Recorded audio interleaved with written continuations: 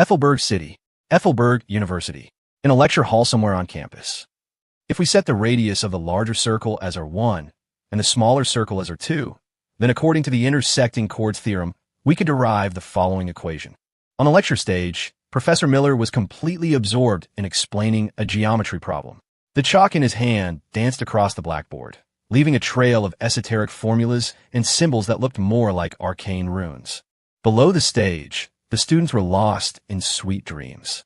Well, mainly Leo's deskmate, Dylan, was dreaming. His head rested gently on the desk, eyes shut tight, a contented smile gracing his lips. HHHHCHHH. A soft snore escaped Dylan's nose. Leo's face was a mask of exasperation. He had the sudden urge to just end his friend's suffering. Look, he got it. Old Man Miller's lectures were a guaranteed cure for insomnia. Sleeping was understandable. But snoring? Wasn't that taking a little too far? The main problem was the snoring was keeping him from sleeping. That's right. Leo was also part of the napping contingent. Professor Miller was an incredibly strict teacher, and few dared to sleep in his class. Getting caught meant a hit to your grade. But when Leo slept, Miller usually looked the other way. It was because Leo's academic performance was just too damn good. He'd entered Ethelberg University as the top-ranked freshman in the city, and he was already miles ahead of everyone else in the university's foundational courses.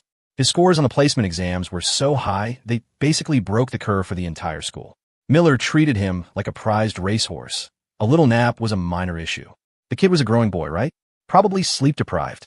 Just as Leo covered his ears, preparing to force himself into slumber, a voice echoed in his mind. Ping. Congratulations, host. You have activated the system. Initiating novice mission. Please wait. Mission is being selected. Leo's head shot up. The drowsiness that had clouded his mind moments ago vanished, replaced by a pair of intensely bright, expectant eyes. A system? A wave of euphoria washed over him. Wasn't this the golden ticket, the cheat code that always appeared in those web novels? Leo had read enough of them to know what the appearance of a system meant. Cultivation, cleaving heavens with a single sword stroke, the rise of a young prodigy. All the fantasies he'd ever entertained were now happening to him. Is it finally my turn? Hit. Leo muttered under his breath. He didn't know what kind of mission the system would give him, but he was already impatient to begin his extraordinary life. After a moment, the system's voice sounded again. Novice mission selection complete. Host must confess your feelings to a member of the opposite sex within 30 seconds. Successful completion will be rewarded with a novice prize. Special reminder. Failure of the novice mission will result in the immediate death of the host. Countdown initiated. 30, 29, 28. Leo. What the hell? Is this novice mission for real? No, wait. Is this system for real? No, wait. Who the hell has time to worry about whether it's for real? The voice in his head was a death knell. By the time Leo snapped out of his shock, the 30 seconds were already half gone. Clatter. Leo shot to his feet, his eyes darting around the room for a target. The sudden movement immediately drew the attention of the entire class. His deskmate, Dylan, blearily opened his eyes. Leo, what are you doing? Professor Miller was annoyed at the interruption, but when he saw it was Leo, he quickly reined in his temper, mentally reminding himself, this is the top student in the school. Be tolerant. Be patient. He then forced what he thought was a gentle smile. Leo, are you not feeling well? Before he could finish, Leo strode directly to the front row and stood before a girl, his expression deadly serious. 9876. Ava Reed, I like you. Will you be my girlfriend? The moment the words left his mouth, the atmosphere in the classroom froze solid. Professor Miller. The entire class. Congratulations, host, for completing the novice mission. You have received the novice prize. Please access it at your convenience. The system's voice chimed in Leo's head, but he had no time to spare for it. At that moment, the entire class's focus was lasered in on him and Ava. In the dead silence, only Ava, after a brief flicker of surprise, spoke. What do you like about me? A fresh wave of awkwardness hit Leo. He'd only been trying to complete the mission. He wasn't actually prepared to answer that question. Steeling himself, his gaze involuntarily drifted downward before he stammered. I like your legs. There. Great. How the hell should I know what I like about you? All Leo knew was that Ava was the one person in class least likely to accept his confession, which was precisely why he'd chosen her. It was simple, really. Leo was in high demand. With his top grades and handsome looks, he was the ideal guy for many girls at the university. He was genuinely afraid that if he picked someone at random, she might actually say yes, and that would create a whole mess he didn't want to deal with. Ava, on the other hand, while acknowledged as the prettiest girl in their program and generally well-liked, was rumored to not be interested in guys. A rejection from her would avoid any future complications or awkwardness. He could just find a chance to apologize to her later. Besides, the crucial point was her legs really were great. Every time she wore a skirt or shorts, even Leo found himself sneaking a second glance. Leo's words sent a shockwave through the room. After a moment of stunned silence, whispers erupted. Dude, Leo is a legend. Holy crap. So Leo is into Ava? No wonder he ignores all those other girls. Confessing in front of the whole class. About you, Leo. Shut up. Look at Miller's face. It's turning purple. Sure enough, Professor Miller's expression had turned thunderous. His brow was furrowed so tightly it looked like he was about to devour Leo whole. He roared, "Evans, get the hell out of my classroom." The shout was like a crack of thunder, silencing the entire class. Leo, startled by the sudden outburst, froze for a few seconds before lowering his head and scurrying out of the room like a chastened puppy. He had just stepped through the doorway when he heard Miller's parting words behind him. "The rest of you, study on your own." Slam! The classroom door was violently shut. It was clear Miller intended to have a one-on-one chat with Leo. With the teacher gone, the classroom exploded into chaos. Students chattered excitedly, all buzzing about Leo's incredible stunt. Leo really went all out this time. Confessing in front of everyone, that's insane. Yeah, this is going to be major AU news. It'll probably spread through the whole campus. Will Ava say yes? I think she might be into Leo, too. Hard to say. Ava seems pretty aloof most of the time. She might not be interested. Ava sat at her desk, the surrounding noise seemingly a world away. She turned her head slightly to look out the window. The sunlight dappled her face, highlighting her stunning features as a small, sharp smile played on her lips. "Great legs, huh?"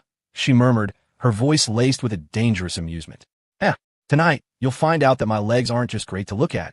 They can also kick." Crack. The sharp sound of a palm slamming on a desk echoed through the quiet office. "Leo, have you lost your mind? Do you think that just because you have good grades you can do whatever you want?" In his office, Professor Miller was trembling with rage, pointing a finger at Leo with a look of profound disappointment. Before, the worst Leo ever did was doze off in class, and Miller had always turned a blind eye. But this was different. At best, it was disrespect for the teacher. At worst, it was a flagrant disregard for university regulations and promoting improper conduct. If word of this reached the dean's office, it would be a major headache. He felt a deep sense of helplessness. Leo stood before him, head bowed, as meek as a lamb. "Professor, let me explain. What did you just call me?" "Ahem. Professor Miller."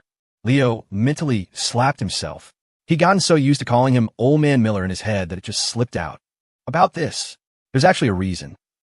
The reason is, Leo's brain spun furiously.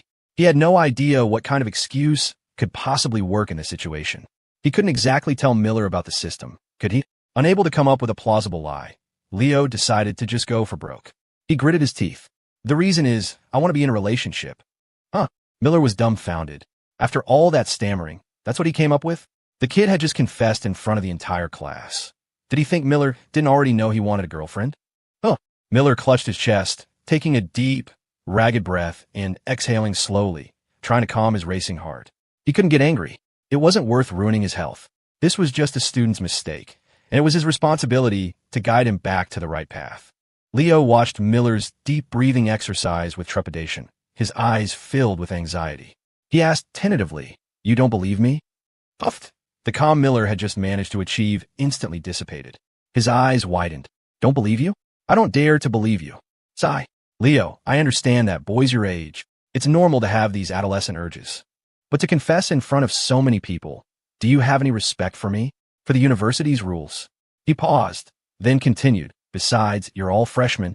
Your academic performance now is crucial for your future careers." Miller was back to his usual pressure tactics, a speech he often used on new students. "Professor, I don't think my grades are a problem. What about Ava's? She was second in the school on the placement exams," Leo responded calmly. Miller was speechless. He hadn't thought of that. Damn it. Why were both of them such good students? Leo's grades were the result of him studying relentlessly before college, wanting to get ahead so he could relax later. He'd already mastered the entire freshman curriculum. Based on their current academic standing, both Leo and Ava were on track to win the highest scholarships at the end of the semester. Plus, Leo had a real talent for mathematics. Several professors were already hoping to coach him for competitions. In any case, you will go and apologize properly to Ava Reed, and then you will write me a 3,000-word essay of self-criticism. Furthermore, I will be calling your parents about this matter. Hearing the punishment, Leo nodded slightly in agreement. It was about what he expected. The university wouldn't punish him severely. He was the top-ranked freshman, after all. As long as it wasn't a major ethical violation, the AU administration would likely look the other way. Go on, get out. Miller waved him away. Just looking at Leo was giving him a headache. He needed some time alone to cool down. Leo obediently walked out of the office and went back to the classroom. Pushing the door open, he ignored the stares from his classmates and walked directly to Ava, bowing deeply. I'm sorry, Ava. I was reckless earlier. Please just pretend it never happened. Ava blinked her beautiful, captivating eyes, a slight smile playing on her lips. It's okay, Leo, because tonight, you're a dead man anyway.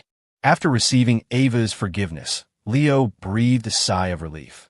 The trouble from the stupid system's novice mission should be over now. All that was left was the 3,000-word essay. As for Miller calling his parents, Leo wasn't worried in the slightest. Given his mom and dad's fun-loving personalities, they'd probably just ask him if the girl said yes. Just then, Miller followed him into the classroom. It seemed he had managed to compose himself in that short time and was ready to resume teaching. We still have 10 minutes. I'm going to finish this problem. I might run a few minutes over, so I appreciate your patience. A collective groan went through the class at the mention of running over. They tolerated it in high school, but in college? It felt like a cruel joke. As soon as Leo got back to his seat, he saw Dylan flash him a thumbs up. He turned to see his friend's face glowing with admiration. Leo, you're a badass. Confessing to Ava in public. You really know how to pick him. The class Discord is blowing up right now. Leo raised an eyebrow at that, discreetly pulling out his phone under the desk and opening the app. Sure enough, a few students who weren't paying attention were lighting up the chat. Do you know what nickname they've given you? In the chat, they're all calling you Legman. The moment you said her legs were great, the whole server exploded. You're an inspiration to us all. Dylan was still rambling on, but Leo had stopped listening. He pressed a hand to his forehead and let out a soft sigh. His reputation was ruined. Hopefully, the system's reward would offer some consolation. System, activate Novice Prize. Novice Prize activated.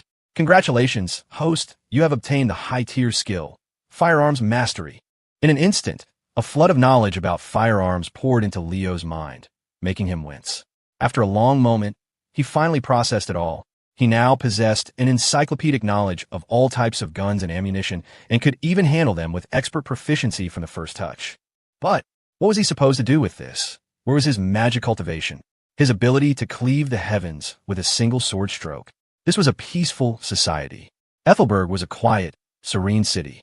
What the hell was he going to do with firearms mastery? Leo was speechless.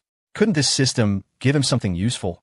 System, can we, swap this skill for something else? Negative. Well, do you have any of those cleave the heavens type skills? Negative. Then how do I stop being the host? Upon the death of the host, the system will automatically unbind. Go to hell. Leo was cursing up a storm in his head, but the system offered no further response. This pathetic skill was what he'd gotten for risking his life. He remembered all too clearly that failing the mission within 30 seconds meant annihilation. It had almost scared the piss out of him, and all he got was a useless firearm skill. What a piece of crap. Seeing that the system wasn't responding and Miller was still droning on about that damn problem, Leo's frustration grew. He gave up, dropped his hands, and laid his head on his desk. Nothing to be done about it. Might as well get some sleep. 7:50 p.m. 10 minutes remained before the end of the mandatory freshman study hall at Ethelberg University. Yes, you heard that right. Mandatory study hall for freshmen. It was an AU specialty. Leo had already finished the advanced calculus homework assigned by the professor effortlessly. Then, amidst Dylan's predictable pleas, he casually tossed his completed assignment over to him. Thanks, Legman. You're the man. Dylan said his thanks and immediately started copying, his pen flying across the page. Hearing the nickname Legman, Leo's mouth twitched. In the span of a single afternoon, the name had basically gone viral. Almost everyone knew that a freshman from the math department had publicly confessed to a girl in class. It had even attracted a crowd of curious onlookers, and rumors about him and Ava were already starting to circulate. Leo and Ava are a match made in heaven. They promised each other long ago they'd work hard to meet at the top. The school's number 1 and number 2 dating? So sweet it hurts. The person above me is a hopeless romantic. Please ignore them. I heard Leo lost a bet. That's why he did it. All sorts of ridiculous stories were flying around, but Leo was long used to this kind of campus gossip. The truth didn't matter. Spreading the news was what counted. Still, when he thought about the trouble and attention this might be causing Ava, a small pang of guilt pricked his conscience. I should probably buy her dinner sometime to apologize. As Leo was thinking this, he had another, more pressing matter to attend to, one that concerned his very life and limb. He pulled out his phone, opened a Fiverr app, searched for a service, filtered by price, and contacted a seller. Leo, need a 3,000-word essay of self-criticism written. What's your rate? Seller. Hi there. What is the essay about? Leo, confessing to a girl in my class in front of the professor. The essay is an apology for that. Seller. Sure, $50. If you're in Ethelberg, I can have it done in a day. Leo raised an eyebrow, then turned to Dylan. $10. Write me a 3,000-word essay of self-criticism. 10? What am I, a charity? Dylan shot back without looking up from his copying. 30 minimum. 15. 20. Deal. Leo immediately transferred $20 to Dylan. Seller. Hello? Are you there?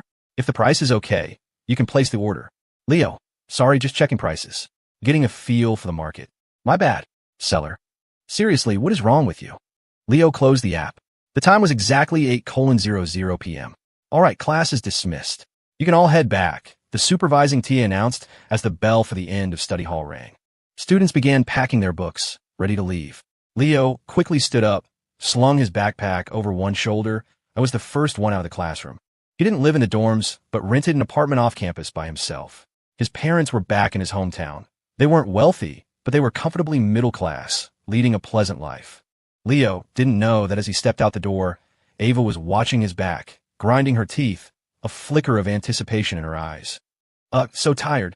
Leo yawned as he walked down the street, his steps lazy and sluggish, as if he hadn't woken up properly. His sleep quality in class today had been particularly poor. To be fair, he always looked like he hadn't woken up. It was his default state. He was still wondering why the system had gone completely silent. No matter how he tried to call it, there was no response. It seemed he couldn't initiate contact. He had to wait for it to issue a mission. Of course, it was possible he could communicate with it before, but his string of curses might have changed that. But putting that aside, wasn't the system itself at fault? Honestly, if it weren't for the firearms knowledge still rattling around in his head, Leo would have thought the whole thing was a dream. As Leo was lost in his thoughts, his vision suddenly went black. An unknown object was swiftly pulled over his head. A jolt of panic shot through him, but before he could react, several powerful hands seized him, holding him tight. The hands expertly tied him up, and then he was lifted by an immense force. In that instant, Leo realized he was being kidnapped. MMPH. MMPH. What are you doing? This is the peaceful and harmonious city of Ethelberg. It's a lawful society. Have you people considered the consequences of your actions? It's not too late to stop. I can pretend I never saw you. Smack! A heavy hand slapped him squarely on the ass, and Leo yelped in pain. Damn, this kid talks a lot. Cut the crap. Get him to the young miss now. Outside of Leo's view, two burly men in black suits tossed him into a car, slammed on the gas, and sped off. Leo's heart sank. He was completely restrained, unable to move. It was over. His kidneys were gone for sure. His corneas were probably next. Hey, can we negotiate? Could you maybe just take one kidney? Also, can we use an anesthetic? I'm really afraid of pain. The men in black. Did this kid misunderstand something? He thinks we're going to harvest his organs. This is weird. What normal person tries to negotiate with their kidnappers like this? Forget it. Let the young miss deal with him. We're here. Leo felt the car stop. He was then carried out, and after a series of twists and turns, he had no idea where he was. Thud. Leo was thrown roughly to the ground. He felt a wave of dizziness, and then sensed someone approaching. A faint, pleasant fragrance wafted to his nose. The bag over his head was quickly removed. Leo shook his head, trying to clear his vision. When he opened his eyes, the first thing he saw was a familiar, beautiful face, one that had certainly made an impression on him today. Ava. At that moment, Ava was looking down at him with a smile, but to Leo, it was a smile that sent a shiver of unease down his spine. Flanking her on either side were two imposing men in black suits, their faces expressionless, their eyes radiating a cold authority. They looked like classic mob enforcers. recalling that he'd heard them mention a young miss. A terrible premonition took root in Leo's heart. Ava smiled, reached down, and tilted Leo's chin up with her finger. She leaned in close, her breath a warm, fragrant whisper. Leo, you must be wondering why you're here. Ava's voice broke the silence, tinged with a playful edge. Allow me to reintroduce myself. I'm Ava Reed, of the Ethelberg Reed family. Gulp. Leo swallowed hard. Right now, he wanted nothing more than to slap himself across the face. Leo, you idiot, you really know how to pick them, don't you? He'd gone straight for the nuclear option. A mafia family's eldest daughter. Who the hell could have known? If he had known about her background, he would have confessed his love to Dylan before he ever went near her. Well, about that. It's a misunderstanding. It's all a big misunderstanding. Leo forced a smile that was uglier than a grimace. He knew his odds today were not looking good.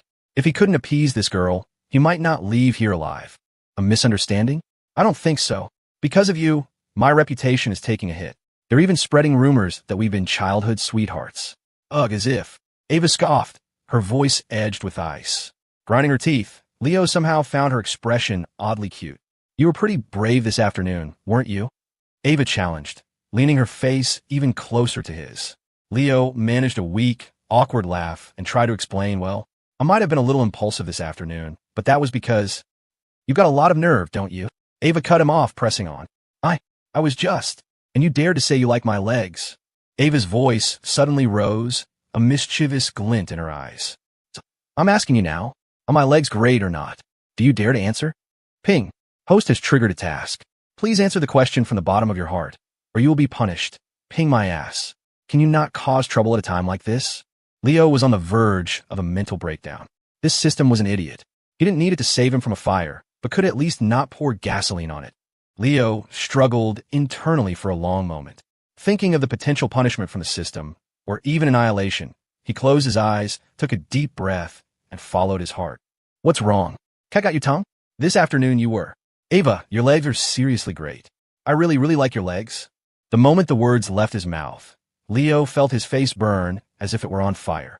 He had never felt so ashamed and embarrassed in his life.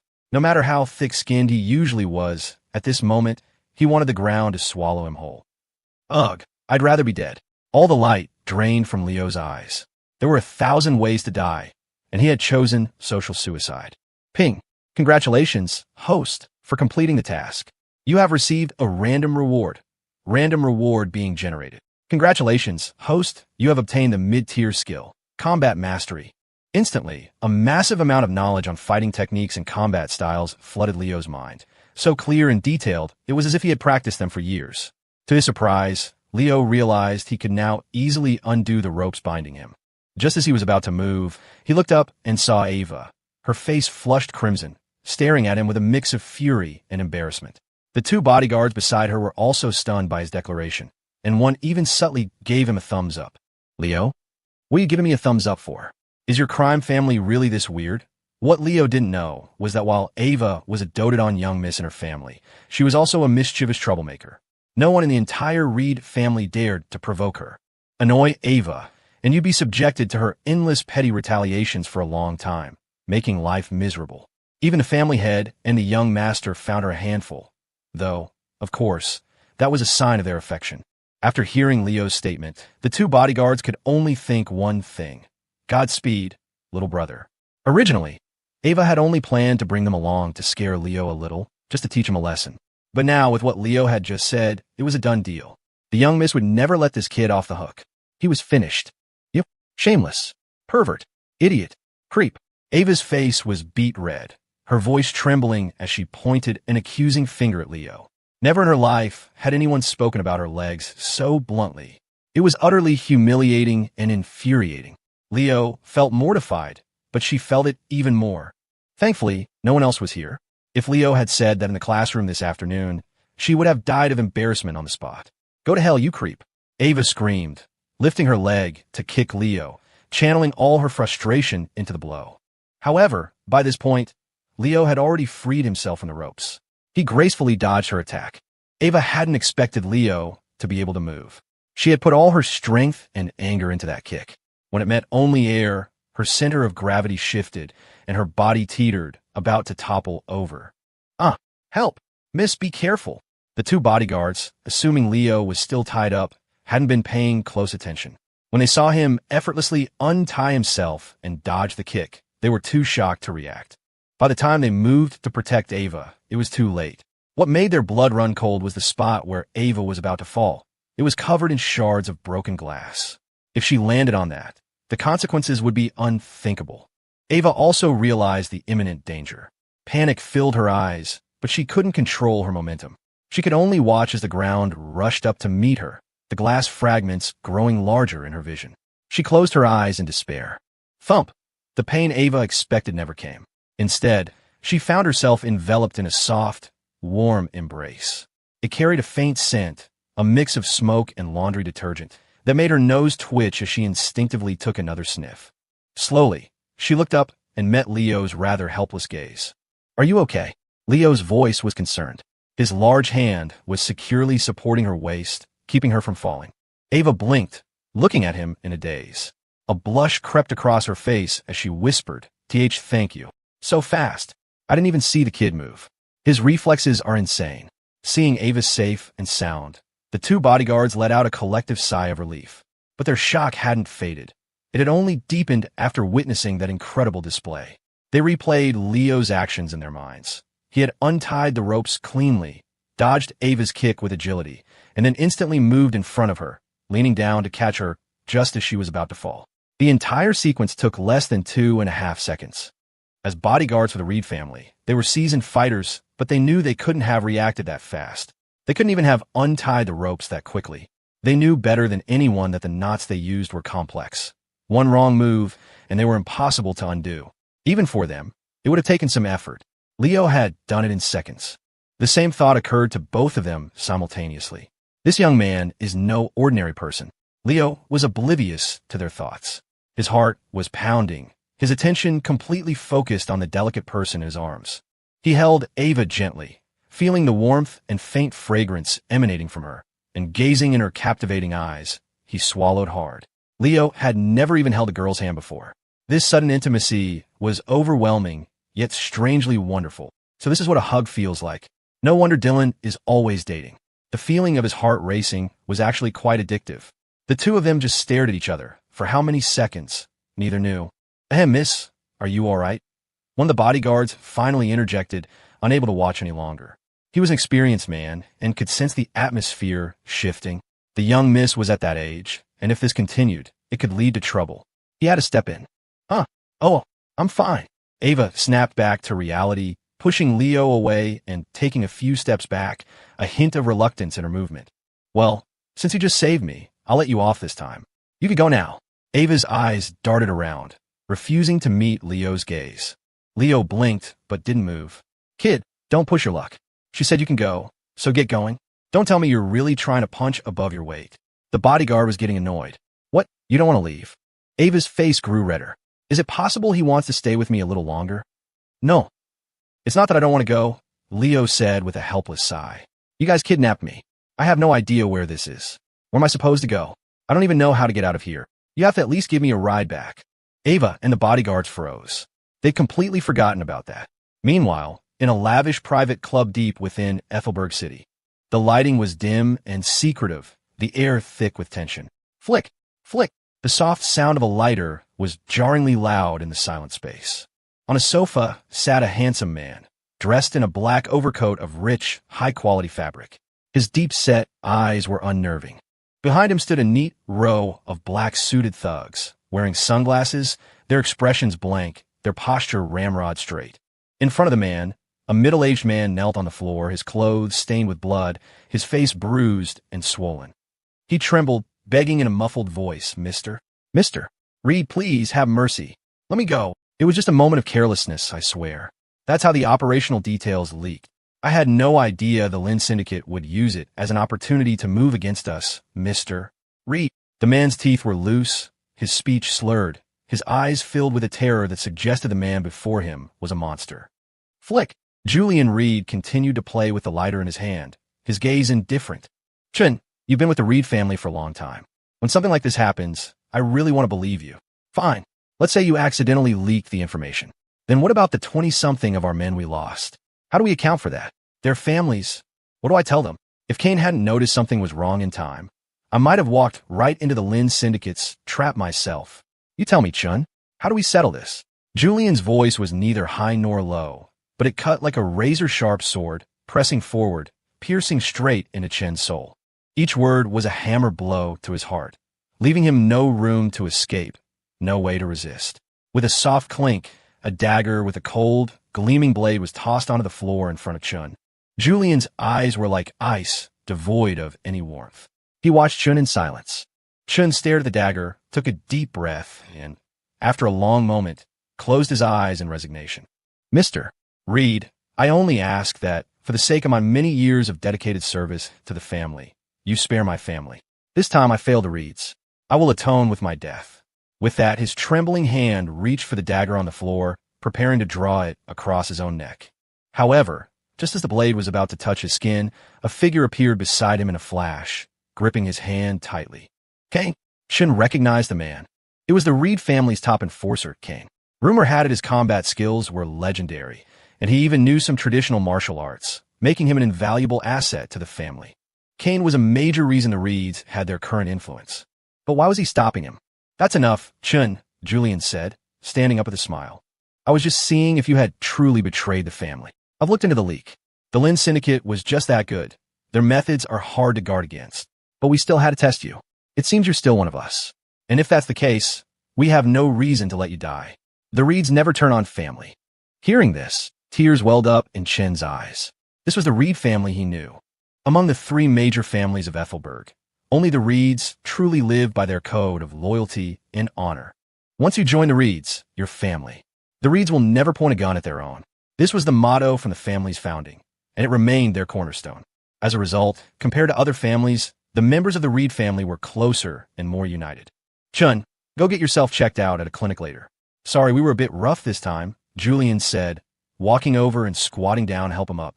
Tears streamed down Chen's face as he choked out. It's okay, Mr. Reed. I understand. It was my mistake. I caused trouble for the family. In any other family, a leak like this would have resulted in the extermination of the person responsible and their entire family. But with the Reeds, he was allowed to live. After Chen left, Julian turned and swiftly directed the others to clean up the scene. The bloodstains on the floor, the scattered items.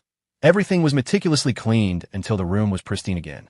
Kane quietly walked up to Julian, lit a cigarette of his own, and a light haze of smoke swirled between them.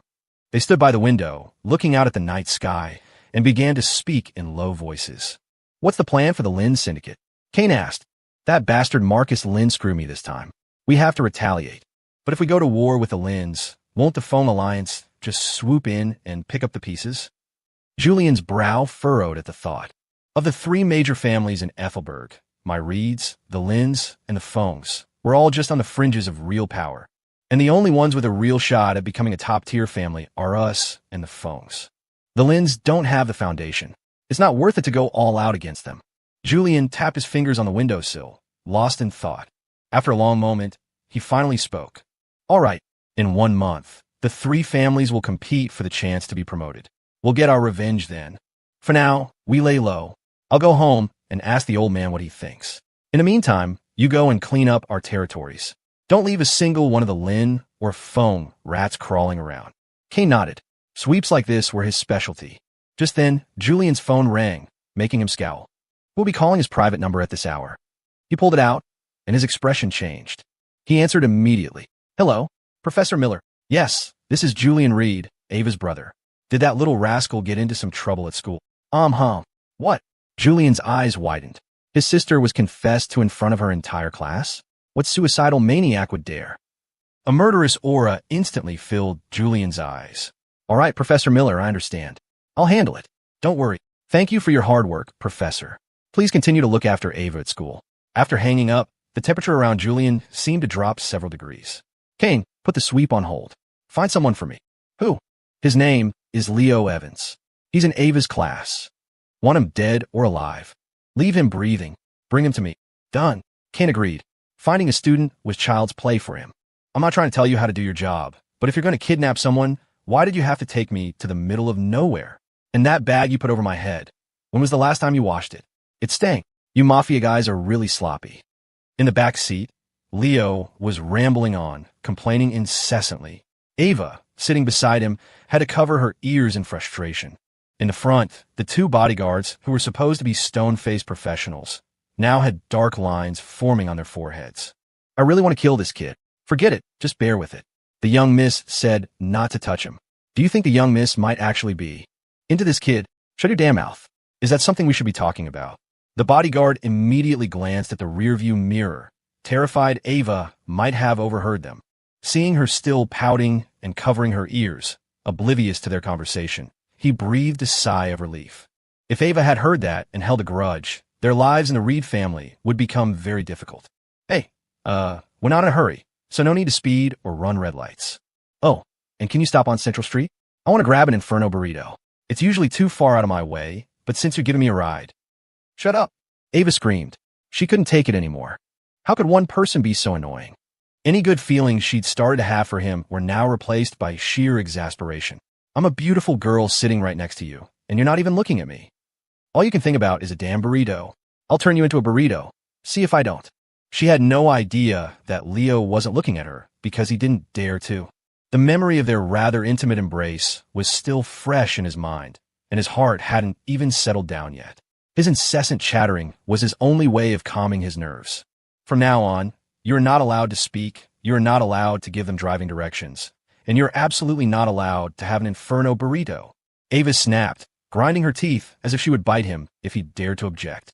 Leo shrank back at her outburst, not daring to say another word. So, miss, we're approaching Central Street. Should we still stop? The clueless bodyguard asked. Stop your big dumb head. Don't you dare stop. Ava was about to explode. How could the bodyguards her family assigned be so stupid? And so Leo sat in the car, watching through the window as his chance for an Inferno burrito slipped away. Sigh. Farewell, my dear burrito. It seems we were not meant to be. He lamented his loss internally. After driving for a while longer, the car entered Leo's neighborhood. Mr. Evans, where exactly is your place? Mr. Evans. The bodyguard looked back in confusion when he got no reply. Leo blinked innocently and turned his head to look at Ava. Ava paused, then realized she had told him not to speak. You can answer this one, she said, then angrily stomped on his foot. She was going to lose her mind. How could someone be so dense? He was not only a pervert, but also a dumb, clueless oaf. And to think she'd felt her heart race for him earlier. She must have been losing her mind. Ow! Leo sucked in a sharp breath. The girl was vicious. She hadn't held back at all. Man, you could just drop me off here is fine. From here, it was only a 2-minute walk to his apartment. As he got out of the car, Leo didn't forget to say goodbye to Ava. Thanks for the ride back, Miss Reed. I'll buy you dinner sometime. Click. With that, Leo shut the car door and quickly walked away. Ava sat with her arms crossed, watching his retreating figure, lost in thought. He's pretty tall, and his looks are definitely my type. Ava mumbled to herself, then immediately shook her head. What am I thinking? There was no way she was actually developing feelings for that idiot, right? No way, no way. She would never fall for that shameless pervert. She was so lost in her thoughts that she didn't even realize when they got home. As she entered the living room, Ava was greeted by a warm, peaceful atmosphere. She looked around and saw her brother, Julian, dressed in comfortable loungewear, busy in the kitchen preparing dinner. Hearing her footsteps, Julian turned and saw her standing in the doorway, a gentle smile on his face. You're back. Dinner will be ready in a minute, he said, turning back to his cooking. Ava nodded, ran upstairs to her room, and flopped on her soft bed. For some reason, her mind was filled with the image of Leo's helpless face. The image grew clearer and clearer, and the more she thought about it, the more flustered she became, an unexplainable emotion bubbling up inside her. Jerk, idiot, shameless, pervert. Ava grabbed a cute rabbit pillow from her bed and, pretending it was Leo, began punching it repeatedly. Downstairs, Julian's gentle smile was gone. He continued to cook while listening to the two bodyguards report. And then, as per the young Mrs. instructions, we dropped Mr. Evans off at his home. After finishing, the bodyguard looked at Julian nervously. Although their father, Arthur Reed, was still officially the head of the family, the real power was gradually shifting to Julian. Julian was, without a doubt, the next leader of the Reed family. You're telling me, an ordinary student not only untied the knots you used in an instant, but also displayed reflexes and agility that put both of you to shame. The two bodyguards nodded, looking a bit embarrassed. They didn't want to admit it, but it was the truth. Interesting. It seems he doesn't have any real ill intent towards Ava. But it's hard to say. This could be a ploy from the phones or the lens. But that's unlikely. From what you said, his background is clean and simple. He's always acted like a normal student, just one with slightly better grades. Hearing you two describe him, I'm actually starting to get interested. Julian's hands continued to move deftly, but his mind was racing. Originally, he had just planned to have Kane deal with the student, but now, that seemed inappropriate. Leo's unusual skills were one thing, but more importantly, Julian was worried his sister was already falling for him. That was a real headache.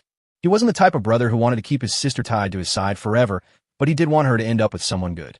He had always shielded Ava from the family's business, protecting her and keeping her away from any undesirable boys. The dark world of their family was something he never wanted her to be a part of. Ava, dinner's ready. A few minutes later, Ava came downstairs wearing a pair of pink pajamas and sat at the dining table, waiting for Julian to serve the food. Have you guys eaten? If not, join us, Julian asked the two bodyguards. They quickly declined and said they would head back to rest. Julian could see their apprehension and didn't press the issue. He couldn't force them to eat with him if it made them uncomfortable. At the long dining table, Ava and Julian sat opposite each other. Bro, did you put too much sugar in the chicken soup today? Ava asked after taking a sip. It tasted a bit sweet. Too much. Julian quickly took a spoonful himself. It tasted the same as always. What was she talking about? Seeing his little sister was distracted, Julian sighed. Ava, did someone confess to you today? He asked, getting straight to the point as he ate. Oh. Ava nodded vaguely before the question registered. It's fine, bro, I took care of it. I had the bodyguards teach him a good lesson. She raised a small, pink fist and waved it a few times, putting on a fierce expression. Julian saw right through her lie, and his heart sank. You taught him a lesson? What kind of lesson? The kind where you end up in his arms, blushing? If he hadn't heard the bodyguard's report, he might have actually believed her. Julian sighed again. This weekend, bring him home so I can meet him. He was almost certain now that his sister had feelings for the guy. As her older brother, he had to vet him personally. If this Leo Evans really did have a clean background and was a decent person, he could relax a little. After all, Ava was at that age. She was bound to fall in love eventually. He couldn't stop the stirrings of a teenage heart, nor did he need to. The Reed family was very open-minded, advocating for love matches rather than arranged family alliances. Ava, WH, what do you mean?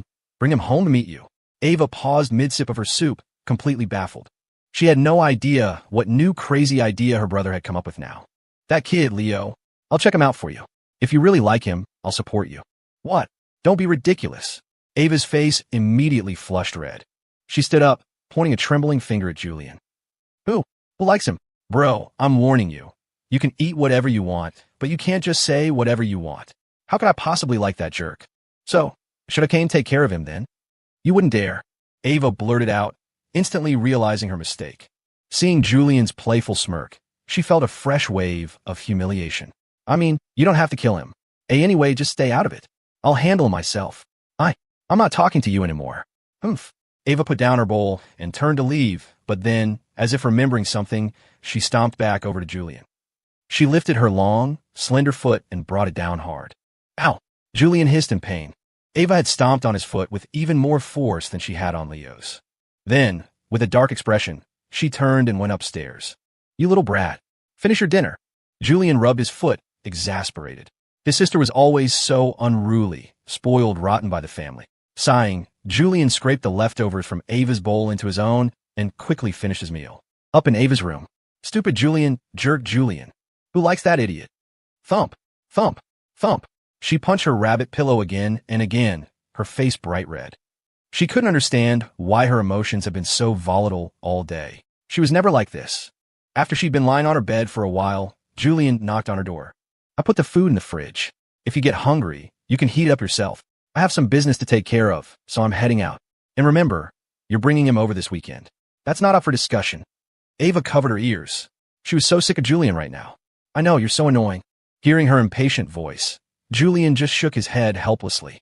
He went downstairs, changed his clothes, and walked out the front door. The gentle expression he'd worn earlier was gone, replaced by an aura of pure, cold, killing intent. A Reed family member approached him and whispered in his ear, Young master, the boss just sent word. He wants you to visit the family's various halls tonight to get acquainted with the men. Got it. Julian lit a cigarette and took a deep drag. The old man. He's still strong as an ox, but he's already rushing me to take over. He grumbled softly, complaining that his father was shirking his duties. For the past 2 years, Julian had been managing almost all the family's affairs, big and small. He was exhausted. God only knew how much he envied his father for being able to just step back and relax. Tossing the cigarette butt aside, Julian got into a car. A moment later, several black sedans pulled out of the compound and drove into the night. 6:00 a.m. An alarm blared. It only lasted for a second. A hand shot out from under the covers with lightning speed and silenced the phone. Just 5 more minutes. Leo mumbled to himself.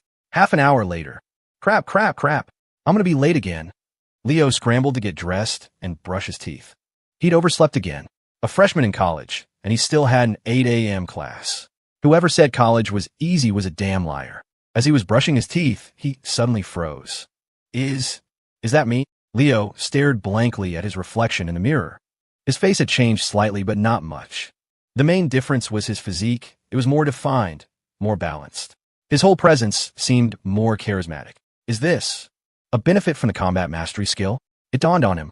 He hadn't just gained fighting skills. His muscles had gotten a little boost too. Wait, no time to admire myself. I'm going to be late. Normally, being late wasn't a big deal for Leo. Old Man Miller would just look the other way. But after pissing him off yesterday, being late today would probably earn him another lecture. Slinging his backpack on, Leo bolted. Thanks to his combat mastery, he was able to run at top speed for a longer distance with minimal effort, reaching the bus stop in the nick of time. Phew. Thank God for combat mastery. Looks like I can sleep in for an extra 10 minutes from now on.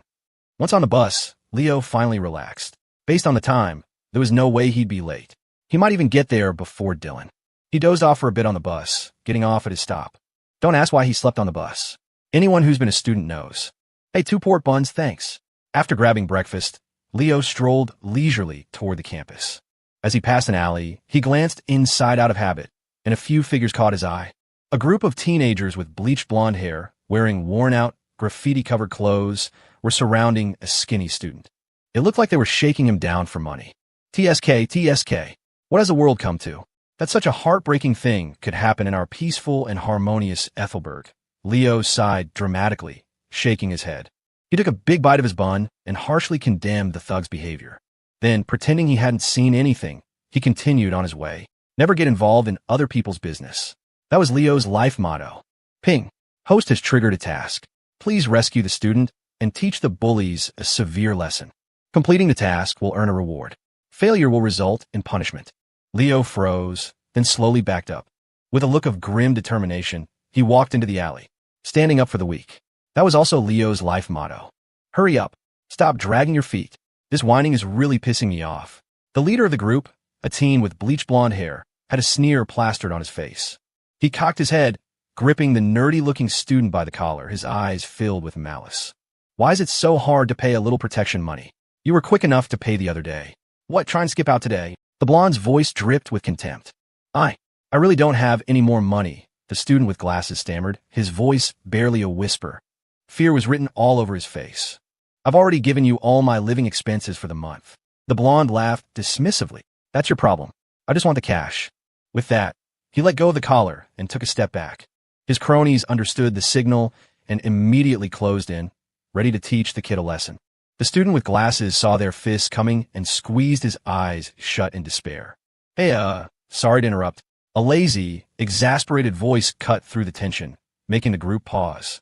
The blonde scowled and turned toward the voice. He saw a pretty boy type with a handsome face, nonchalantly eating a bun as he walked toward them. Leo, still chewing, said, If you guys hit him, it's going to be a big hassle for me. If they landed a single punch, the system might decide he had failed the mission, and that would be the end of him. Kid, you trying to be a hero? The blonde grinned, a cruel smile spreading across his face. I love righteous do-gooders like you. They're the most fun to break. Leo just nodded, completely unfazed. He finished the last bite of his bun and looked around, but couldn't find a trash can. After a moment's thought, he just tossed the plastic bag on the ground. His sense of civic duty only extended as far as his line of sight. Let's just get this over with. I'm going to be late for class. With that, he shot a middle finger at the blonde. That gesture was the final straw. The blonde was going to murder this pretty boy. Get him! Instantly, the thugs swarmed him, rushing at Leo with a flurry of fists and feet. But in Leo's eyes, their movements were like slow-motion footage. Every opening was glaringly obvious, every attack clumsy and weak. So sloppy, Leo scoffed, his voice laced with disdain. With his combat mastery skill, dealing with these street brawlers and their crude techniques was child's play. Leo quickly adopted a standard boxing stance, his body swaying left and right, agile and fluid.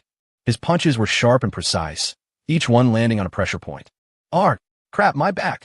Dude, not the face. In no time at all, the thugs were all on the ground, groaning in pain, unable to get back up.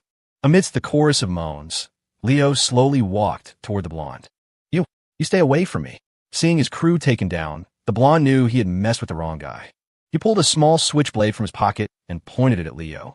I'd advise you to put that away. Shaking someone down for money might get you a few days in juvie and a stern lecture. Pulling a knife? That's a whole different ballgame. Leo was unconcerned. He walked over to the student with glasses, helped him up, and then pointed at the blonde. How much protection money did they take from you? 100. The student whispered, still terrified. What, 700? Leo exclaimed in exaggerated shock, a yell that even confused the student. And no, sir, really, I only gave him 100. Do you people have no shame? Leo cut him off, turning to glare angrily at the blonde. He's just a student, and you took $700 from him. Do you thugs have no sense of decency? The blonde blinked, 1,000 question marks popping up over his head. 700? When the hell did I take 700 from him? Does he think a broke-ass student like that even is 700 for me to take? Then it dawned on him. Leo was using this as an excuse to rob him. The blonde looked at Leo's face, and a herd of alpacas stampeded through his mind. Damn, this pretty boy looks harmless, but he's a straight-up shark. The blonde took a deep breath, staring daggers at Leo. I don't have 700. The most I can give you is 200. Wham! Leo instantly delivered a flying kick, sending the blonde to the ground and the knife skittering away. What do you mean? Give me 200. That's the $700 you stole from him. The way you say it makes it sound like I'm robbing you. The blonde clutched his side where he'd been kicked, almost coughing up blood. You are robbing me, you son of a bitch. Dude, you better think this through. We're with the Ethelberg Lynn Syndicate. The blonde had no choice but to play his only card. He was just a low-level grunt for the Lynns, but right now, he had to use their name to try and scare Leo off. To his surprise, Leo showed no reaction to the name. He just tilted his head and took another step closer. The Lynns? Never heard of them. Wait. Bro, I'll give it to you. I'll give you the 700. The blonde immediately surrendered. He knew when he was beaten. Leo's brow furrowed. What do you mean, give? You mean return. The blonde nodded frantically like a bobblehead. Right, return. I'll return the money. He quickly pulled out his phone and transferred $700 to Leo. Under Leo's menacing glare, he and his crew scrambled away. Here, Leo said to the student, I'm sending you 200. Go get yourself checked out. And no, sir, really, I only gave him 100. Just take it. Think of the extra as compensation for your medical bills. Don't argue. Leo couldn't be bothered to debate it. After transferring the money, he walked out of the alley alone. The student with glasses watched him go, his eyes filled with gratitude, and bowed deeply. Ping.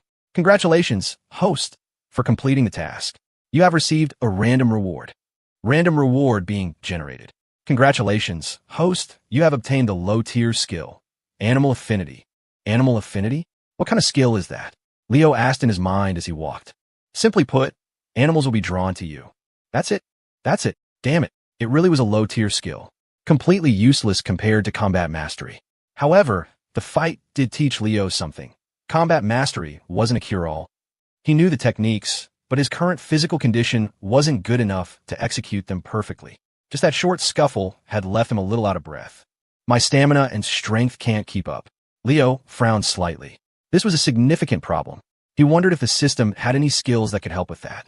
Unsurprisingly, Leo was late. Go stand in the back.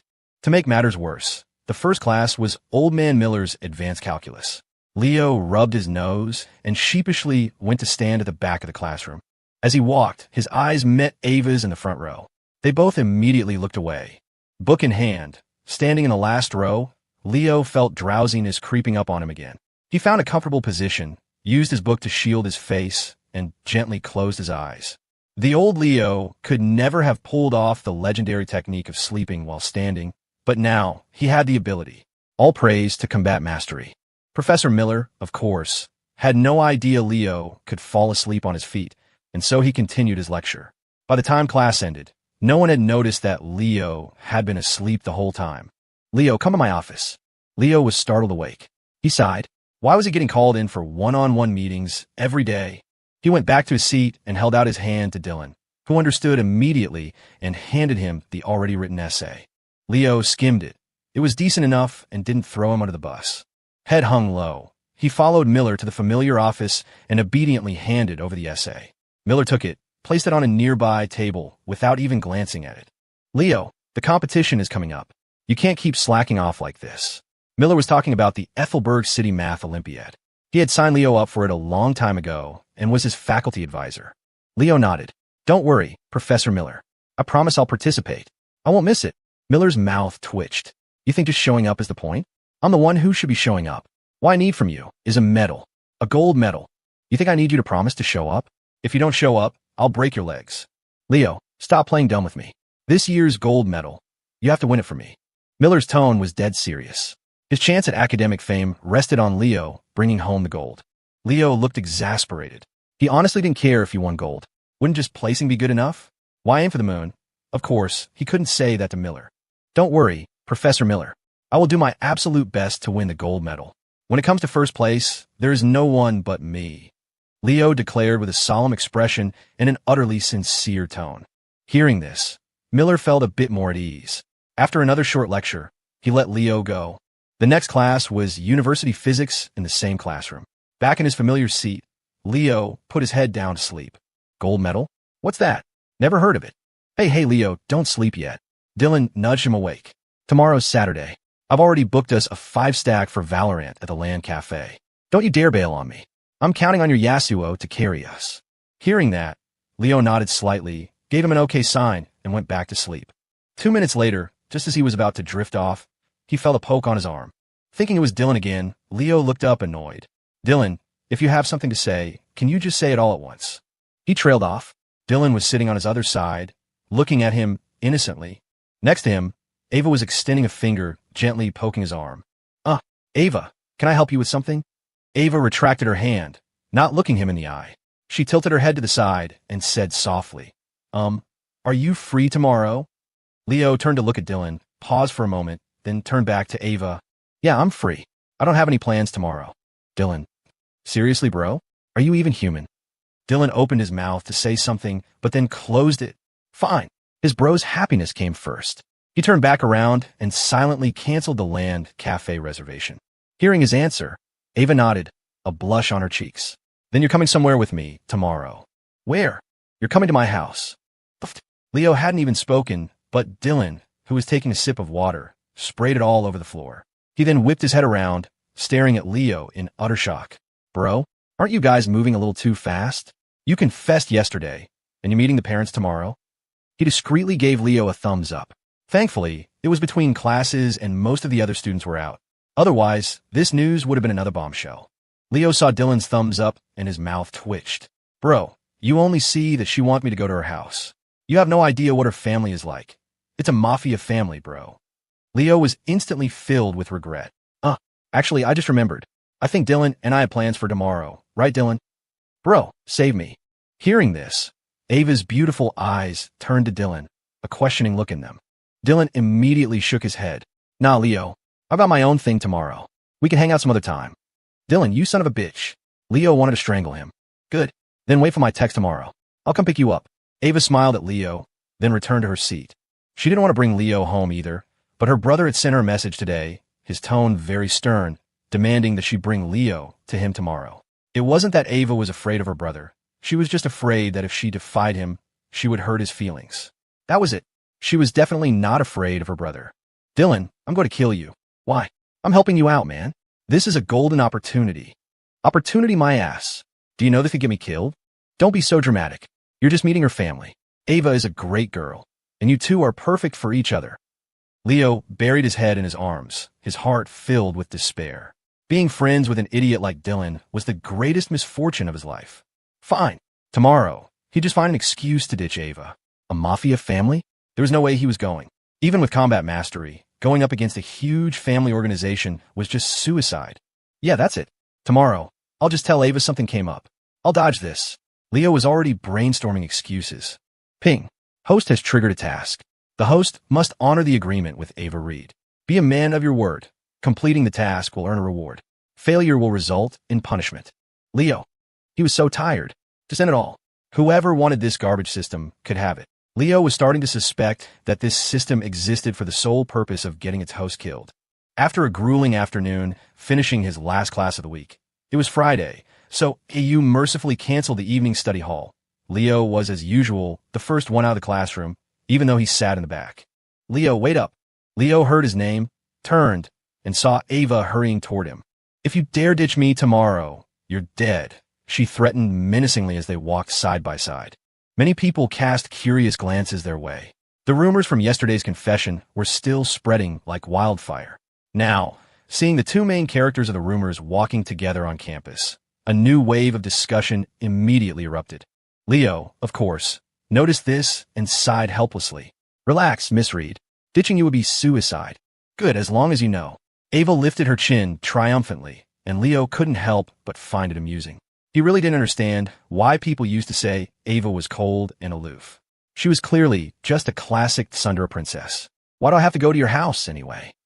I don't really know. My brother just wants to meet you. Your brother? Does he like Inferno burritos? Why would you ask that? It's my first time visiting. It wouldn't be right to show up empty-handed. If he likes Inferno burritos, I could bring him one tomorrow. Don't you dare. Ava had no idea how Leo's mind worked. Who brings a burrito as a gift when meeting someone for the first time? Fine, then I won't buy one for him. You're not allowed to have one either. Huh. Leo turned to look at Ava, confused. He couldn't even have a burrito for himself. Was she going to police that too? Ava was about to lose it. Ever since yesterday, the mere mention of an Inferno burrito annoyed her. I'm a beautiful girl, and in your eyes, I'm less important than a damn burrito? Oof. Before they knew it, they had reached the campus exit. A black sedan was parked by the road, a man in a suit standing beside it. Young Miss. Mr. Evans. Leo recognized him as one of the bodyguards from yesterday. Hey, since you're here, how about you give me a ride? Ava, who was about to get into the car, paused. My house is in the completely opposite direction from yours. How is that on the way? School let out early today. I was going to go to Central Street to get an Inferno burrito. Ava took a deep breath, walked slowly over to Leo, tilted her head up, and gave him a saccharine smile. Then, she lifted her foot and stomped down hard. Ow! Leo sucked in a sharp breath, a giant question mark appearing over his head.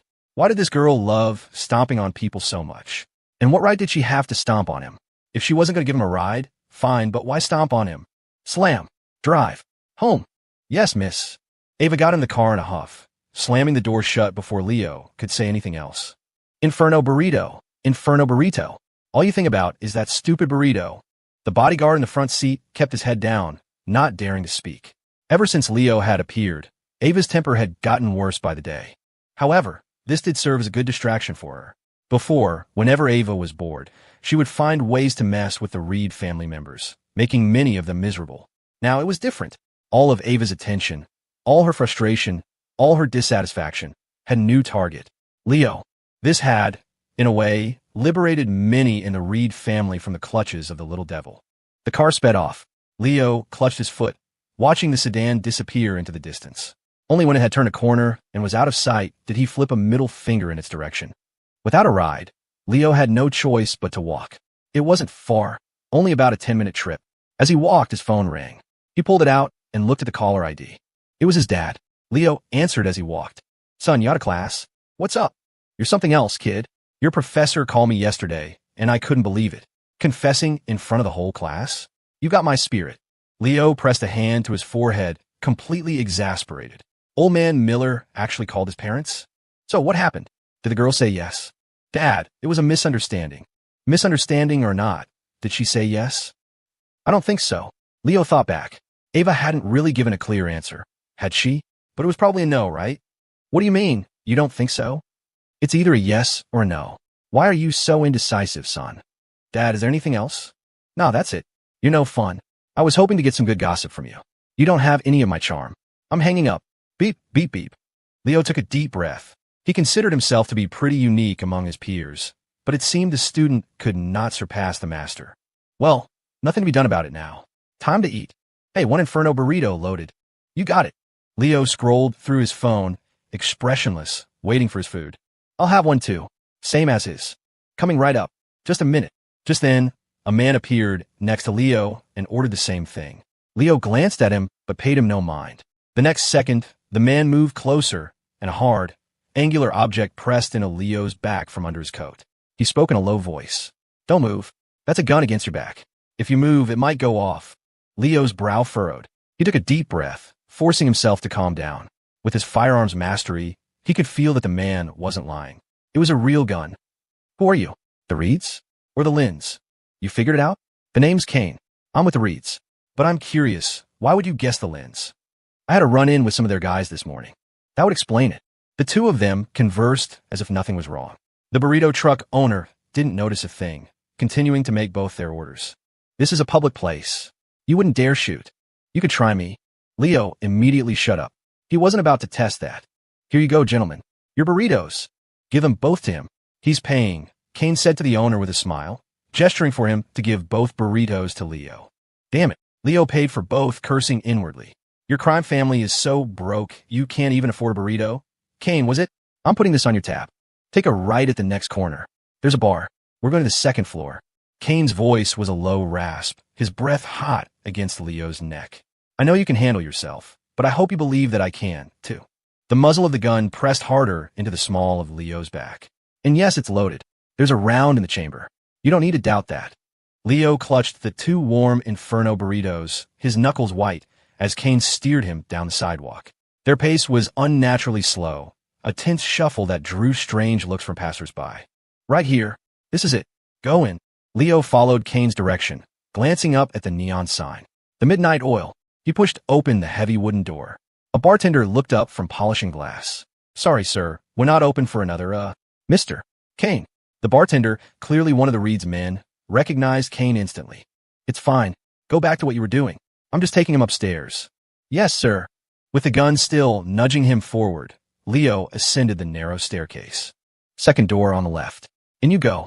Leo did as he was told, opening the door to a sparse room containing a single table and two worn leather couches. "Sit." Kane gave him a slight shove. He crossed the room and sank into the couch opposite, pulling the handgun from his jacket and pointing it openly at Leo, all pretense gone. Leo set the burritos on the table between them and sat down, his face a mask of indifference as he stared into the dark, circular void of the barrel. Only now did he take a moment to really look at the man threatening him. Kane's face was all sharp angles, his skin tanned and weathered from years in the sun.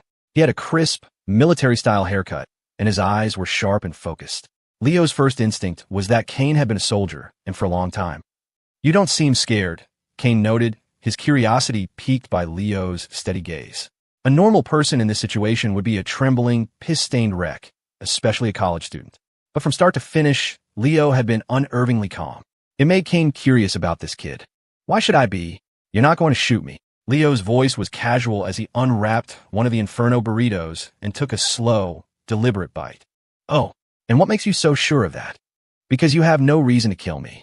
And if you really wanted me dead, you wouldn't have brought me here. There'd be no point. What if my plan was to bring you here and kill you quietly?" "Then I'd have to say you're an idiot," Leo said, his words blunt.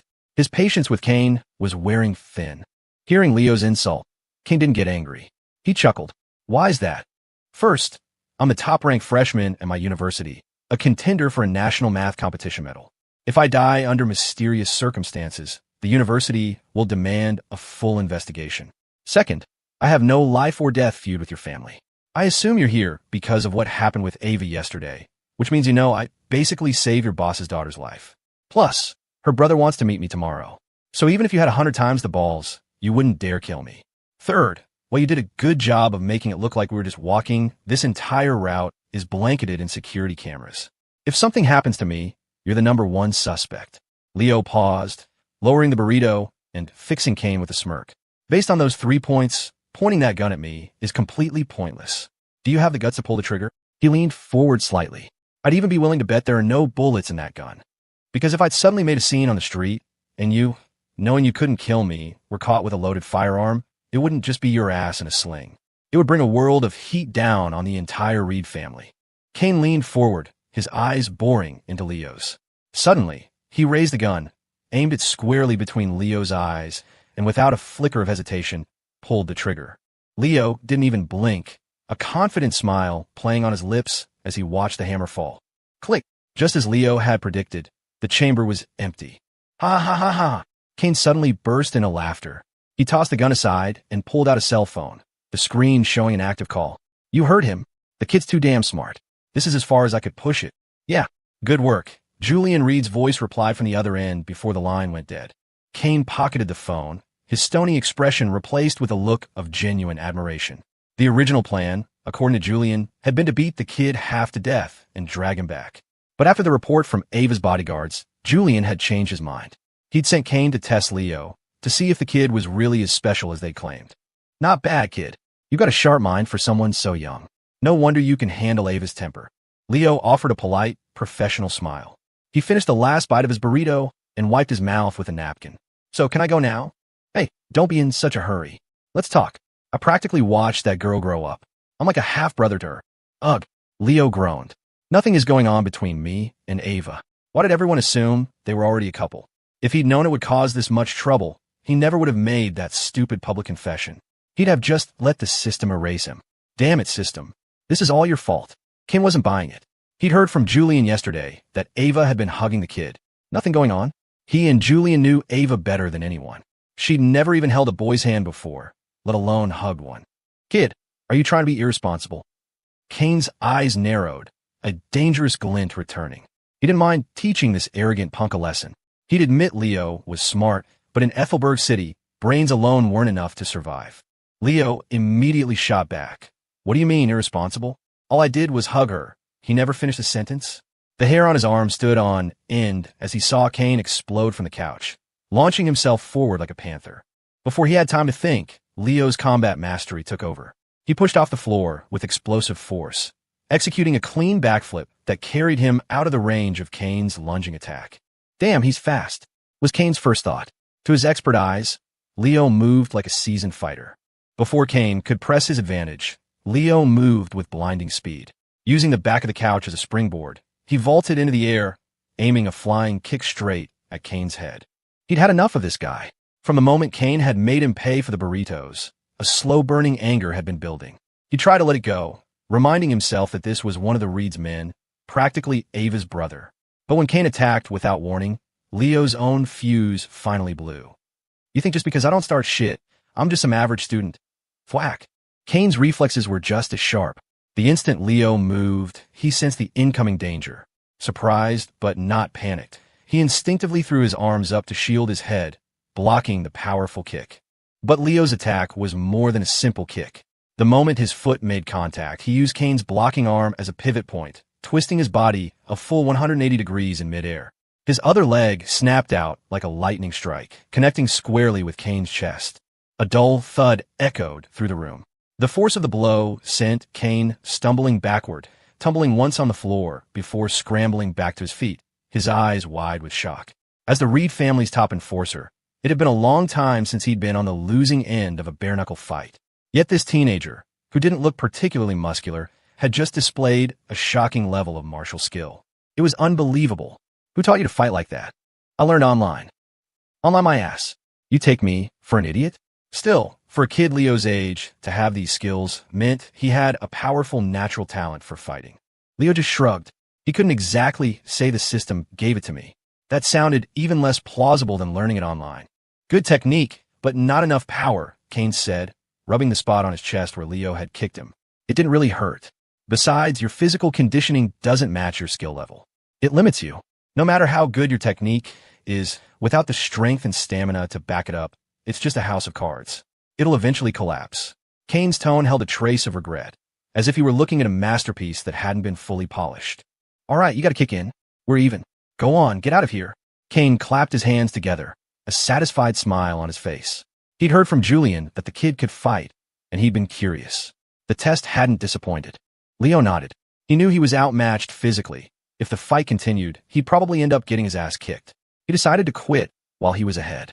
He walked to the table, snatched Kane's uneaten Inferno burrito, and headed for the door. Kane stared. Hey, that's my burrito. I paid for it. Leo didn't even turn around. Your burrito? In your dreams. I paid for it. If you get a single bite, my last name isn't Evans. Kane just shook his head and let out an exasperated laugh. He wasn't angry. For some reason, he found himself liking Leo's personality, his attitude. It resonated with him. Just as Leo pushed open the door, the bartender from downstairs came rushing up, out of breath. "Mr. Kane, bad news," he panted. "The Lynn Syndicate is here. It's Marcus Lynn." "What? What's he doing here?" Kane's brow furrowed. Forgetting all about Leo, he hurried down the stairs. Leo watched him go, clicking his tongue. He mused that being in a mafia wasn't easy, but it had nothing to do with him. He was just an ordinary, unremarkable student. Downstairs, a young man sat casually at the bar. He wore a perfectly tailored dark suit, swirling a brightly colored, freshly made cocktail in his hand. Clomp, clomp, clomp. The sound of footsteps on the stairs announced Kane's arrival. His eyes immediately locked onto the man at the bar. He recognized him instantly. Marcus Lynn, the current head of the Lynn Syndicate and the only son of its leader. Standing beside Marcus was a grim-faced man with a prominent scar slicing across his cheek. He was Marcus's personal bodyguard, a ruthless enforcer for the syndicate known only as Scar. Kane's eyes darted around the room. Besides Marcus and Scar, he saw no other syndicate members. Just the two of them? It was surprising, but it fit Marcus's profile. The man was known for being audacious and unpredictable. Marcus turned as Kane approached, a slow smile spreading across his face. His voice was a low purr. "I rather like the drinks here. The name is good, too. The Midnight Oil. It suits my tastes." He took a sip of his cocktail, a look of bliss on his face. Kane was used to Marcus's theatrics. His own expression was stony. "What are you doing here, Marcus?" "Nothing special. Just passing through. Heard you were here, and thought I'd stop by to say hello." "To say hello? Aren't you afraid I'll have you killed right here?" "Would you dare?" Marcus sneered. "You kill me, and the Lynn Syndicate and the Reed family go to all-out war. The summit to decide the Apex family is only a month away. At such a sensitive time, you wouldn't dare touch me." Kane's frown deepened. Marcus was right. As much as he despised the man, he couldn't make a move right now. "Don't be so tense. You're always so serious." Marcus set his glass down and stood up. "I came here specifically to give you a top-secret piece of information. I don't trust any information that comes from you, not even if it's about the gray zone." The gray zone. At those words, Kane's pupils contracted. In this country, every major city had its crime families, but there were also special territories that existed outside the normal structure. They operated between the underworld and the legitimate world, with deep ties to both. Most importantly, they were powerful. Nearly every family from the gray zone was as strong as an Apex family in any given city. Marcus was pleased with Kane's reaction. "That's right," he continued. "Tomorrow night, the Phone Alliance is meeting with an Apex family from the gray zone. The meeting is at the Phoenix Pavilion." Kane's face was grim. He knew Marcus. News of this magnitude was unlikely to be false. The Phone Alliance was the Reed family's main rival. Their resources and power were nearly identical. If the Phone Alliance secured the backing of the gray zone, the Reeds would be in serious trouble. "And you just telling me this? News this important?" "That's right. I'm just a kind-hearted person. Can't help it." Marcus smiled, acting as if he were genuinely concerned for the Reed family's well-being. Kane obviously didn't believe a word of it, but regardless of Marcus's motives, he had to report this to Julian immediately.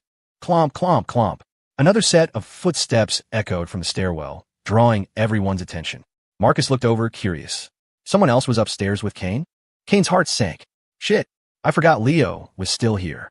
Exposing Leo to Marcus Lynn, dragging him into the middle of a family dispute, was the last thing he wanted. A guy like Marcus, the moment he saw Leo, would have him investigated. If he found out about the connection between Leo and Ava, he would use it to attack the Reed family without a second thought. He was about to signal Leo to go back upstairs, but it was too late. Leo's voice preceded him. "I'm telling you, the bathroom in this bar is impossible to find," he grumbled. "It's designed like a damn maze. Took me forever. Also, the faucet on the sink is broken. You guys should get someone to fix that." Leo reached the bottom of the stairs and finally noticed the charged atmosphere, his voice trailing off. In an instant, every eye in the room was on him. Kane slapped a hand to his forehead, a look of pure despair on his face. Scar glanced at him once, then looked away, utterly indifferent. Marcus, however, sized Leo up, his eyes filled with a predatory curiosity, as if he'd just discovered a new species of prey. "An AU jacket? A student?" he mused aloud, his gaze never leaving Leo. "Showing up here at this hour. Are you with the Reeds? I haven't heard of any new blood in the Reed family. The old man's illegitimate son, perhaps?" Marcus fired off a volley of questions, his eyes still locked on Leo, who was beginning to realize he had walked into something serious. He shot an accusing glare at Kane. "I even stalled upstairs to give you time, and you still haven't gotten rid of this guy." Hey, just passing through. Don't mind me." Leo plastered a timid smile on his face, bobbing his head as he tried to sidle past and out the door. As he walked by Marcus, Marcus didn't move. He just said one word, his voice soft. "Scar." Click-clack. "Don't move." The sound of a round being chambered echoed in the quiet bar. A black muzzle appeared in Leo's line of sight. This wasn't Kane's empty toy from upstairs. This one was real. "Marcus, what the hell do you think you're doing?" Kane roared, a jolt of fear running through him. He'd been terrified Scar would just open fire without a word. He didn't care about himself, but he couldn't explain a dead kid to Julian and Ava. More than that, for the Lynn Syndicate to kill someone in a Reed-owned establishment right in front of him was a direct and unforgivable insult. Seeing Kane so worked up only made Marcus more excited. It confirmed his suspicion that this student was someone special. "Ping. Host has triggered a mission. Please rely on your own strength and courage to escape this perilous situation. Mission completion will be rewarded. Failure will result in punishment." The system's voice chimed in his head, but Leo's expression remained unchanged. Even without the system's prompt, he had no intention of just walking away. Being held at gunpoint time and time again was starting to seriously piss him off. Kane was one thing. The gun was empty, there was no real malice, and there was the connection to Ava. But this scarred-up goon? Who the hell did he think he was, pointing a gun at him? "Marcus, let him go. He's not one of ours. He's just a student," Kane said, his eyes hard. He couldn't be sure if Marcus would actually have him killed. Marcus was a wild card, his actions impossible to predict, but they were always surprising, always shocking. It was a big part of how the Lynn Syndicate had grown so powerful, so quickly. Marcus ignored Kane, turning to speak to Leo's back. "Hey, student, don't be in such a rush to leave. Let's talk, shall we?" His tone was conversational, but it held no room for negotiation. Leo didn't answer him. He lifted his head slightly, his 6-foot frame nearly matching Scar's. His eyes, now devoid of all emotion, locked onto the bodyguard. "I hate having guns pointed at me." Leo's voice was low and menacing. Scar's lip curled into a contemptuous sneer, his eyes mocking. "Oh, and what are you going to do about it? Fight back?" He didn't take Leo seriously at all. In his eyes, Leo was just a normal kid. Leo took a deep breath, as if calming himself. Then, he slowly turned around, answering Marcus as he moved. "Talk. What do you want to talk about?" Just as his body was halfway through the turn, every muscle tightened, coiling like a panther about to strike. Suddenly, Leo dropped into a low crouch, his movement a blur of speed that caused the gun aimed at his chest to lose its target. Scar froze for a split second, completely unprepared for the kid to actually fight back. That split second was all Leo needed. As Scar tried to re-aim, a searing pain shot through his wrist, as if it had been caught in a steel vise. The next moment, Leo twisted sharply, snapping the bone. The gun fell from his limp hand. Leo's reflexes were faster. He caught the falling pistol seamlessly. There was no hesitation. A feral look flashed in Leo's eyes. He made his decision. Aiming at Scar's thigh, he pulled the trigger. Bang! The deafening report of the gunshot ripped through the bar. "Arg!" A raw scream of agony followed as Scar collapsed, the pain from his shattered wrist compounded by the agony of a bullet tearing through his leg. No matter how tough he was, he could only writhe on the floor and howl. But Leo wasn't finished. He spun around, leveling the gun at the stunned Marcus Lynn, and spoke, his voice flat and empty. "Now, you still want to talk?" The bar fell utterly silent. The staff stared, paralyzed by the scene unfolding before them. Marcus looked dazed, as if he couldn't process what had just happened, as if it were all a bad dream. Kane swallowed hard, his throat dry. Leo's actions had completely floored him. He could tell that this was the first time Leo had ever shot someone. His hand was still trembling slightly, a clear sign of the psychological impact. What shocked him was Leo's ruthless decisiveness. He hadn't hesitated for a second, and now he was threatening Marcus Lynn himself. Kane looked at Leo's posture, at the commanding presence that held the entire room captive, and an image of the family patriarch, old Mr. Reed, in his prime flashed through his mind. The same ruthlessness, the same domineering aura. He couldn't believe such a presence could emanate from a teenager. A sudden thought crystallized in Kane's mind as he stared at Leo, his eyes blazing. This kid, he might be a natural-born gangster. Leo stood motionless, his expression unreadable, his eyes as still and deep as a frozen lake. The gun in his hand was pointed squarely at Marcus Lynn, though the hand holding it trembled slightly. Shooting someone for the first time had left a mark on him, but the tremor lasted only a moment before his inner calm reasserted control. Thanks to the high-level firearms mastery skill, Leo not only understood the weapon instinctively, but also possessed pinpoint accuracy. The moment his fingers wrapped around the grip, he and the gun became one, every movement fluid and natural. By now, Marcus had recovered from his initial shock. He let out a breath, a dismissive smirk touching his lips as if Leo's threat meant nothing. "You won't shoot," he said dismissively. "If I die, the Lynn Syndicate and the Reed family will go to war." He never finished the sentence. A sharp crack shattered the room's silence. Bang! The bullet sliced through the air, whizzing past Marcus's ear and striking a bottle on the shelf behind him. The bottle exploded, showering the floor in glass shards.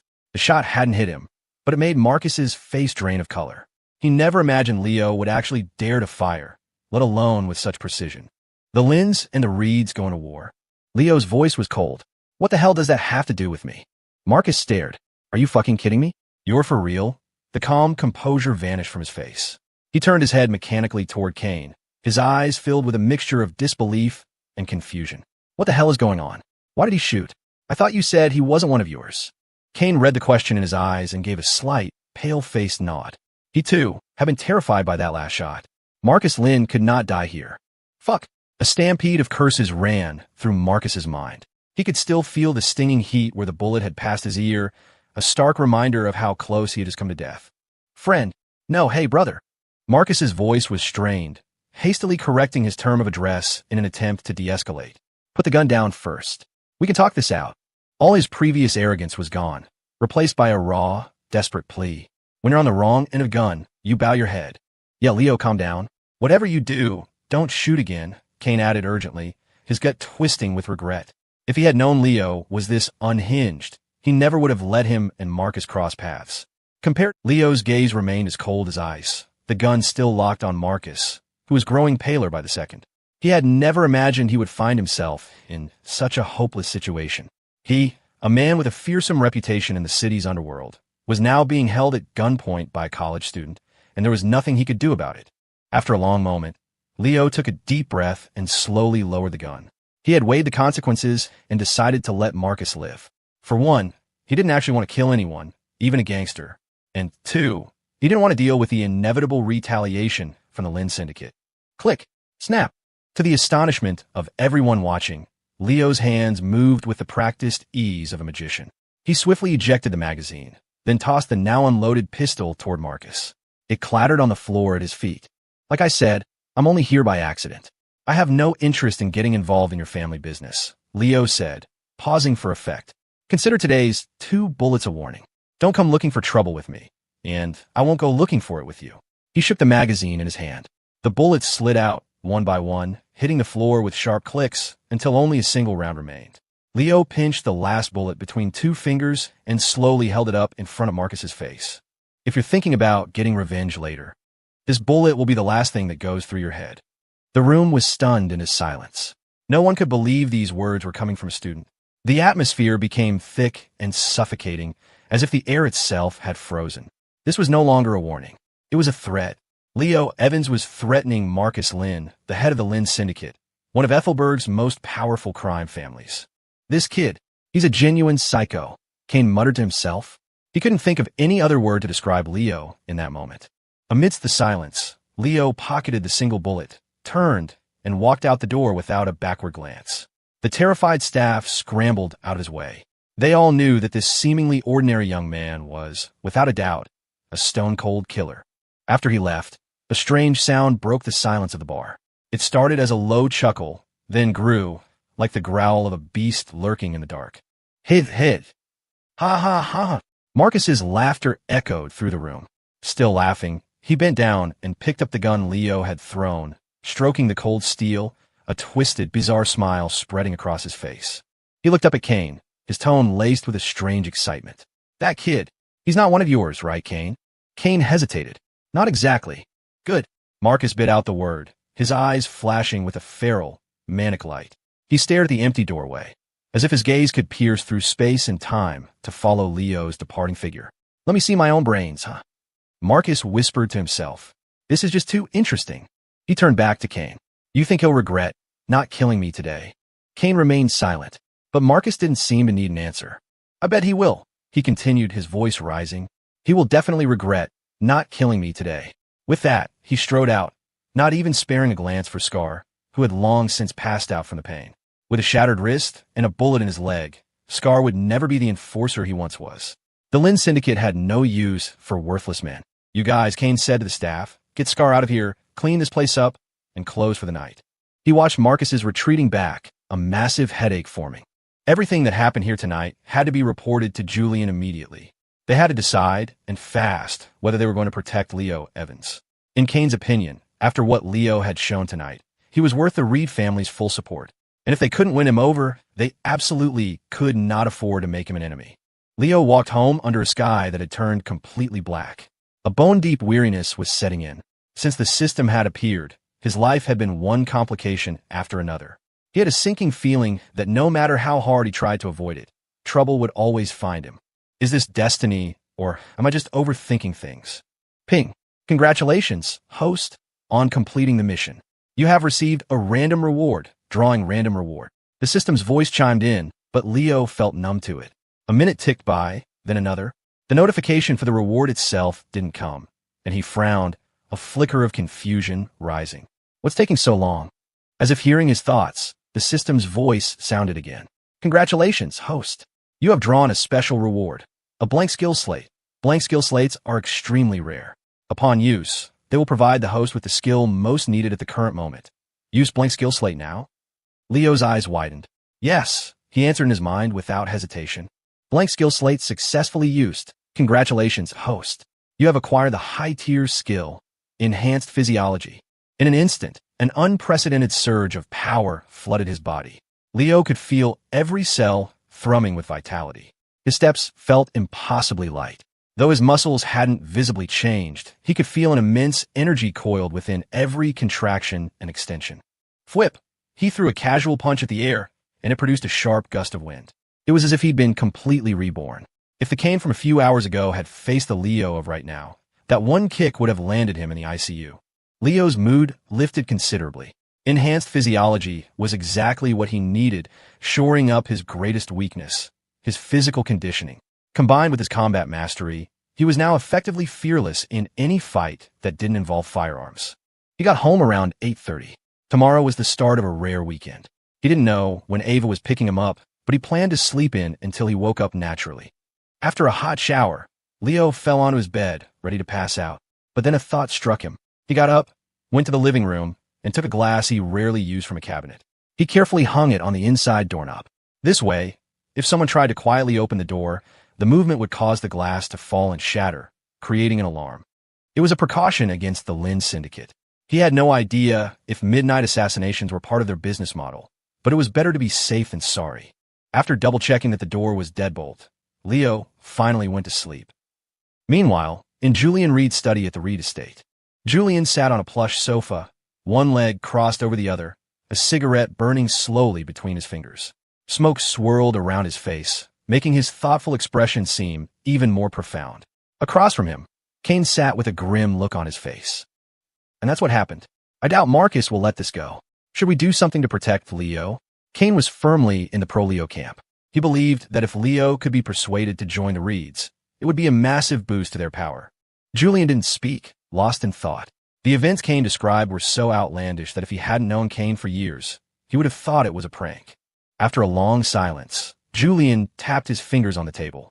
From your perspective, is it possible Leo is working for the Phone Alliance? Kane was taken aback for a moment, then shook his head. I don't think so. He doesn't seem to have had any contact with the three major families. We ran a background check on him. He's clean. Clean? You mean his student identity? Julian let out a small, humorless laugh and shook his head. A student who could get the better of you in a hand-to-hand fight, a student who could disable Scar so cleanly and then threaten Marcus Lynn at gunpoint. A student who is so proficient with firearms that he not only has terrifying accuracy, but can also field strip a pistol like a party trick right in front of you. As Julian laid out the points, sweat beaded on Kane's forehead. He hadn't thought about it that deeply. He had only seen how special Leo was, not questioned how a mere student could possess such capabilities. You think he's not really a student? No, he's definitely a student, Julian said, rising and walking to the window to gaze out at the night. We just can't treat him like one. It's like with Marcus. If we keep seeing him as just a student, then what happened to Scar today will happen to the Reed family tomorrow. Kane nodded in agreement. The whole mess started because Scar and Marcus had completely underestimated Leo. Let's hold off on the Leo issue for now. I'll see him myself tomorrow and decide. Right now, the priority is the meeting between the Phone Alliance and the Gray Zone family. Julian moved through the soft light of the study to an ornate wooden table where a go board sat. He picked a black stone from its bowl, holding it in his palm.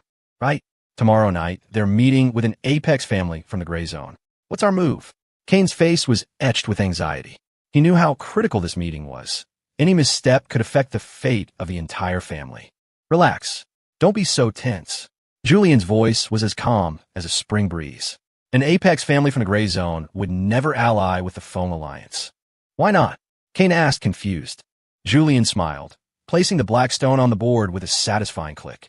He looked up, his gaze sharp. Because the Phone Alliance doesn't have the capital. Throughout history, alliances are built on mutual benefit. While the Phones have resources in the short term, their long-term decline is inevitable. Of the three great families in Ethelberg, the younger generation of the Reeds has me, the Lynns have Marcus, and the Phones. The Phones' younger generation has no one capable of leadership. To this day, the old patriarch, Victor Phone, is still calling the shots. Any Apex family from the Gray Zone with half a brain isn't going to invest in a family that's doomed to fail. Julian's analysis cleared up most of Kane's confusion, but one question remained. If they aren't going to ally with the Phones, why would they arrange a meeting? Julian chuckled. They don't want to meet the Phone Alliance. They want to meet all three of Ethelberg's families. They deliberately leaked the news of this meeting to force our hand and the Lynns. They knew that once we found out, we would do whatever it takes to be at the Phoenix Pavilion. That way, they get to meet the leaders of all three families at once and achieve their real objective. I imagine Marcus figured that out, too. That's why he told you. Kane nodded, a wave of understanding washing over him. He looked at Julian with admiration and a profound sense of relief. Thank God the Reed family had Julian Reed. Without him, the Reeds would never have been able to consistently outmaneuver the Lynn Syndicate all these years. Just then, Julian's hand, which had been toying with the ghost stones, paused. A slight, knowing smile touched his lips, and a glint appeared in his eyes. In that case, he murmured, tomorrow presents a perfect opportunity. The next day, sunlight streamed through the window. Leo slowly opened his eyes, still hazy with sleep. He fumbled for his phone. The screen read 7:00 a.m. For a college student, this was an absurdly early hour. He intended to fall back asleep. His internal clock was usually set for a deep REM cycle at this time, but no matter how he tossed and turned, he couldn't. This sudden, sharp wakefulness was completely alien to him. On any other day, he would have slept until at least noon. Where was the college student who woke up at 7 in the morning naturally? Could it be the enhanced physiology? After thinking it over, it was the only explanation that made sense. The high-tier skill didn't just give him more strength. It was a comprehensive upgrade. It made his cells more active and boosted his metabolism, which in turn significantly reduced his need for sleep. In other words, while a normal person needed 8 hours, Leo could now function at peak mental and physical capacity with 6 hours or even less. TCH, what a garbage skill. Robbing me of the simple pleasure of sleeping in, he muttered to himself. Resigned, he got up, washed his face, and went downstairs to grab breakfast. Morning. The usual. 1 order of soup dumplings and a soy milk, he said to the owner of the small breakfast joint. You got it. Have a seat. It'll be right out. The owner responded warmly, already moving with practice speed. Leo found a seat by the window. A few minutes later, the owner brought over a steaming bamboo basket of dumplings, followed by a hot bowl of soy milk. Thanks. While eating, Leo scrolled through his phone. He noticed Professor Miller had sent a message to the class Discord server last night that he'd missed. An outing? Since when has AU organized stuff like this? He read the message. Apparently, to alleviate the academic pressure on the freshmen, the university was organizing a trip next week. They had even gone so far as to book out Ethelberg's largest amusement park for the day. Is the university really that generous? Leo was skeptical, but then it clicked. The Department of Education is probably leaning on them. They'll likely try to win some most beautiful campus award or some other bullshit. What he found interesting was that Professor Miller had stated the event was completely voluntary. Anyone who wanted to go had to sign up on the server and also sign a liability waiver, absolving the school of any responsibility for accidents. Leo casually scrolled through the replies. His mouth twitched. Not a single person has signed up. What are they all waiting for? He didn't care. It was rare for the school to spend money like this, and he wasn't going to miss out. He typed his name into the chat. Almost the second he hit send, several other messages popped up in the channel, all signing up. He noticed Dylan Miller's name was right after his, posted only a few seconds later. These bastards. Were they all just waiting for someone else to go first? Leo shook his head, half annoyed and half amused. He finished his breakfast, paid, and went home to study. Yes, you read that right. Study. Even though his grades were already top of the class, he still made time every day to work through a couple of problems from previous year's competitions to prepare. At 11, his phone rang. It was Ava. Leo, you degenerate. Are you awake yet? Ava's clear, ethereal voice came through the speaker, making Leo pause for a second. I'm awake. And can we please try a different nickname? No. Be at the entrance to your apartment complex in 10 minutes. I'm picking you up. If you're not there, you're dead. She hung up before he could reply. Beep, beep, beep. Leo put down his phone and sighed. That temper of hers was a lost cause. He went to his closet and pulled out a clean white t-shirt and a cream-colored jacket, patting it down to smooth out any wrinkles. He gave himself a quick look in the mirror. Good enough. Then he walked out, heading toward the complex entrance at a leisurely pace. A few minutes later, a familiar black sedan pulled up. The door opened, and Ava stepped out gracefully. By coincidence, she was also wearing a cream-colored jacket over a stylish white blouse, paired with a short black skirt and black stockings that hugged her long, slender legs. Standing together, their cream jackets and white tops seemed to mirror each other. At a glance, they looked like they were wearing matching couples' outfits. Combined with their striking good looks, they immediately drew the attention of several people nearby. Ava's delicate brows furrowed as she looked Leo up and down. You're wearing that to me, my brother? What? Is there a problem?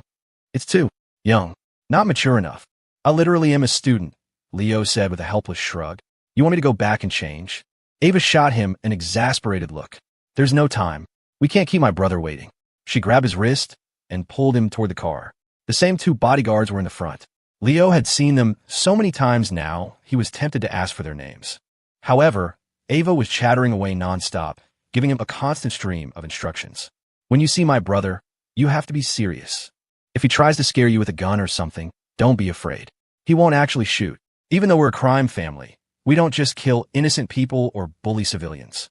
If anything weird happens, just watch me for cues. Oh, and if he invites you to stay for dinner, whatever you do, don't agree. She spoke with deadly seriousness, her pretty eyes darting back and forth as if trying to recall any detail she might have missed. All right, Miss Reed, seriously, Leo said, a smile playing on his lips. You seem more nervous about me meeting your brother than I am. He found her tense little face incredibly endearing. He couldn't resist reaching out and gently ruffling her soft hair. Relax. It'll be fine.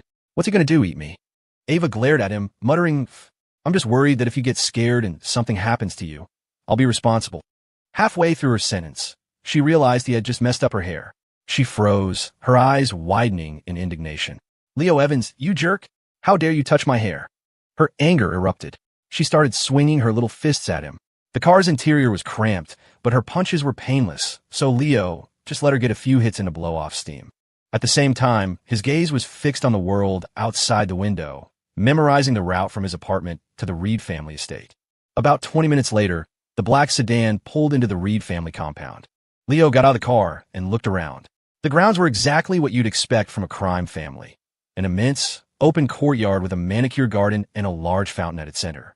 Dotted around the perimeter were men in black suits, all members of the Reed family, now staring at him with undisguised curiosity.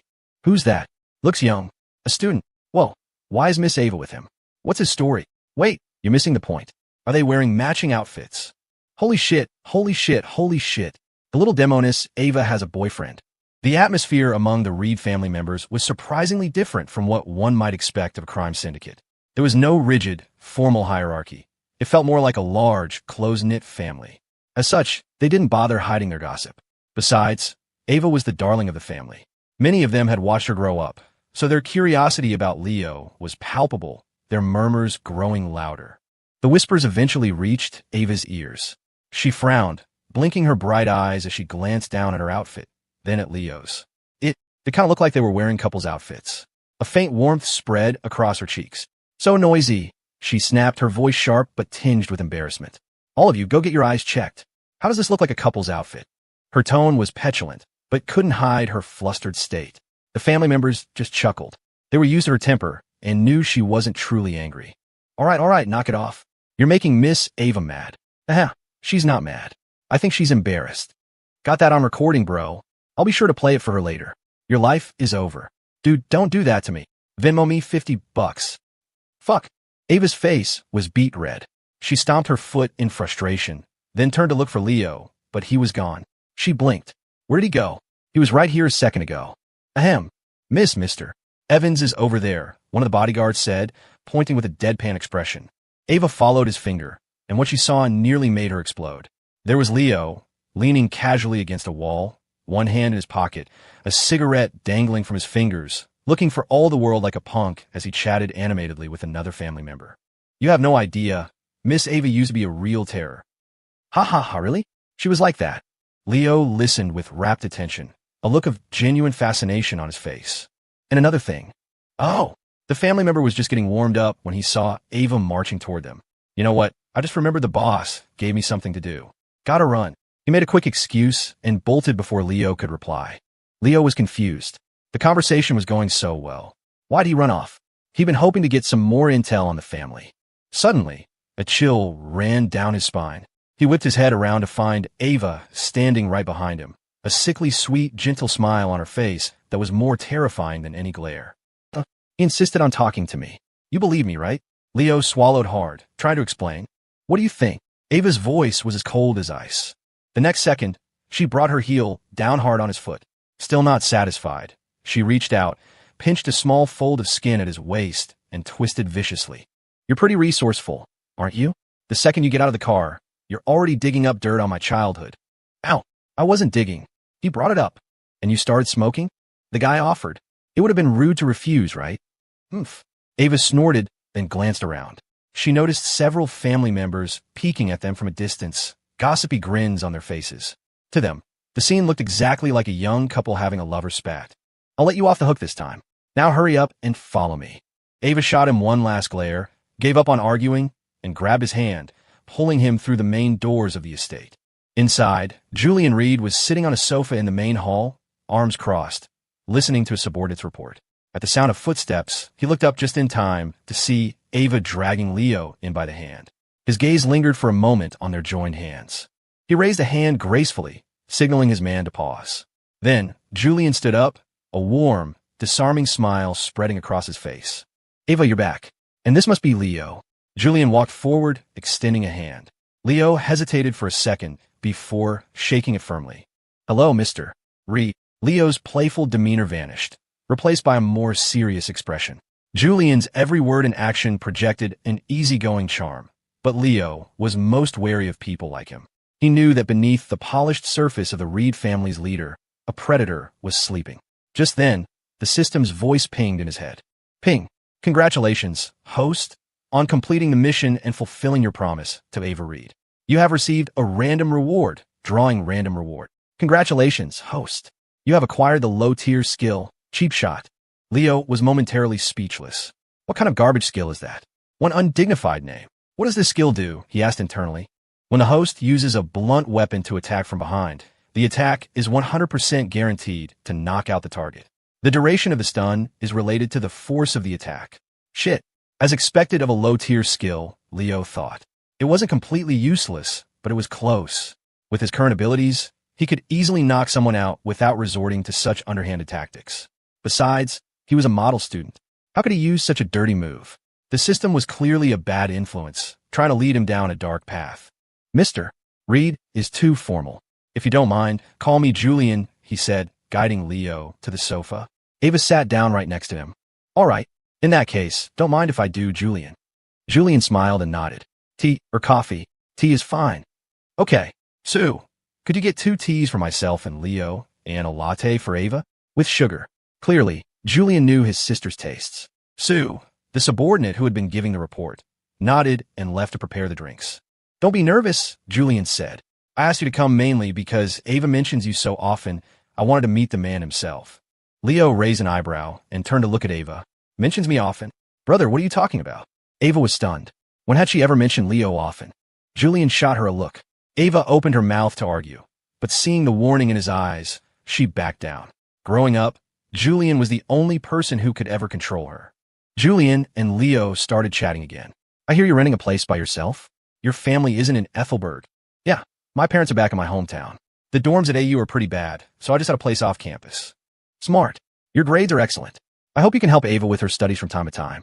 You're kidding, Julian. Ava's grades are fine. She doesn't need my help. They continued making small talk, jumping from one topic to another.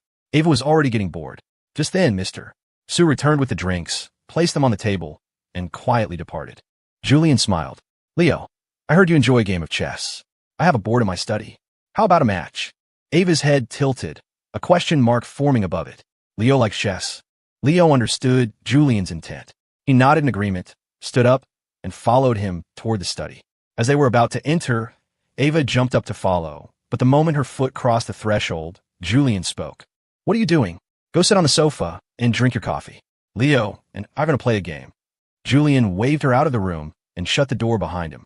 But, brother, Ava stared, shut out without a second thought. She wanted to bang on the door and demand to be let in, but as she raised her hand, her courage failed her. She stomped her foot in frustration, ran back to the sofa, and started muttering curses at her brother between sips of coffee. Inside the study, Leo and Julian sat across from each other at the Go board, its surface still empty. Julian placed the first black stone. There are some things that are difficult to discuss in front of Ava, he said. Leo followed with a white stone, nodding in understanding. I get it. They continued placing stones, their game evenly matched. Leo's skills were decent, and he was holding his own against Julian. Between the clicks of stones, they got down to business.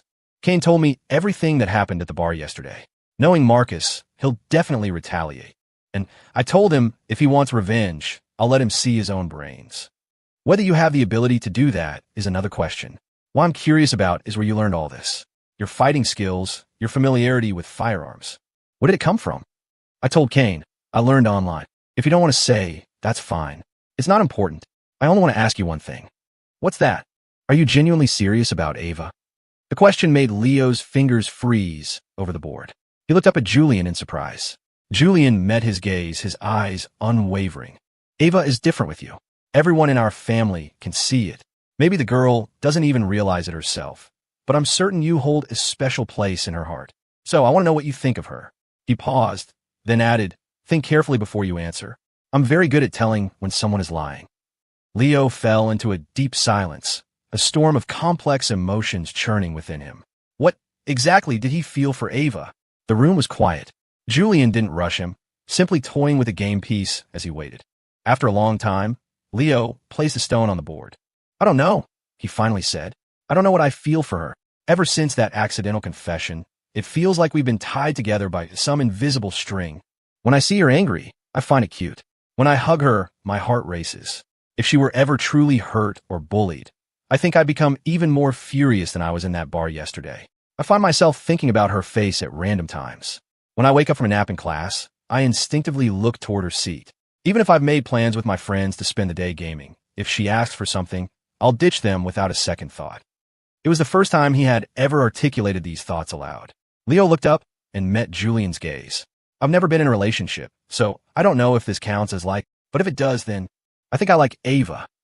Julian listened intently, a faint smile playing on his lips. He could tell Leo's words were coming straight from the heart. Have you ever said any of this to her? No. Julian nodded. Of course not. If he had, his foolish little sister would have probably fallen for him completely by now. He didn't press the topic further. He had the answer he was looking for. The two fell silent again, focusing on the game. On the board, Leo's position was slowly deteriorating. What do you think of the Reed family? Julian asked, placing another stone. Leo thought for a moment. You're different. Not what I imagined a crime family would be like. Oh, and what did you imagine? Julian asked, curious. Cold-blooded, ruthless. A rigid hierarchy. Cruel, preying on the weak. Leo listed off a series of cliches. But I haven't seen any of that here. Sometimes, I don't even think you guys are gangsters at all. Julian couldn't help but laugh. You're not wrong. That's what outsiders say about us, too. We call ourselves a crime family, but we rarely do anything criminal. It has to do with why my father started the family in the first place. Years ago, my father offended a powerful family and was backed into a corner. He had to build his own strength to protect himself. But as he made more enemies, he had no choice but to use harsher methods to fight back. Over time, the outside world branded the Reeds as a crime family. Leo nodded. So, the Reed family had earned its reputation fighting against other crime families. As the Go board filled with stones, the state of the game became clear. Leo looked at the board with a wry smile. His defeat was inevitable. While his skills were solid, they were no match for Julian's. He could also sense that Julian wasn't even playing at full strength. Otherwise, the game would have ended long ago. He wished the system would grant him a Go mastery skill right now, just so he could wipe that confident look off Julian's face. With the game over, Julian looked directly at Leo. What are your plans for the future?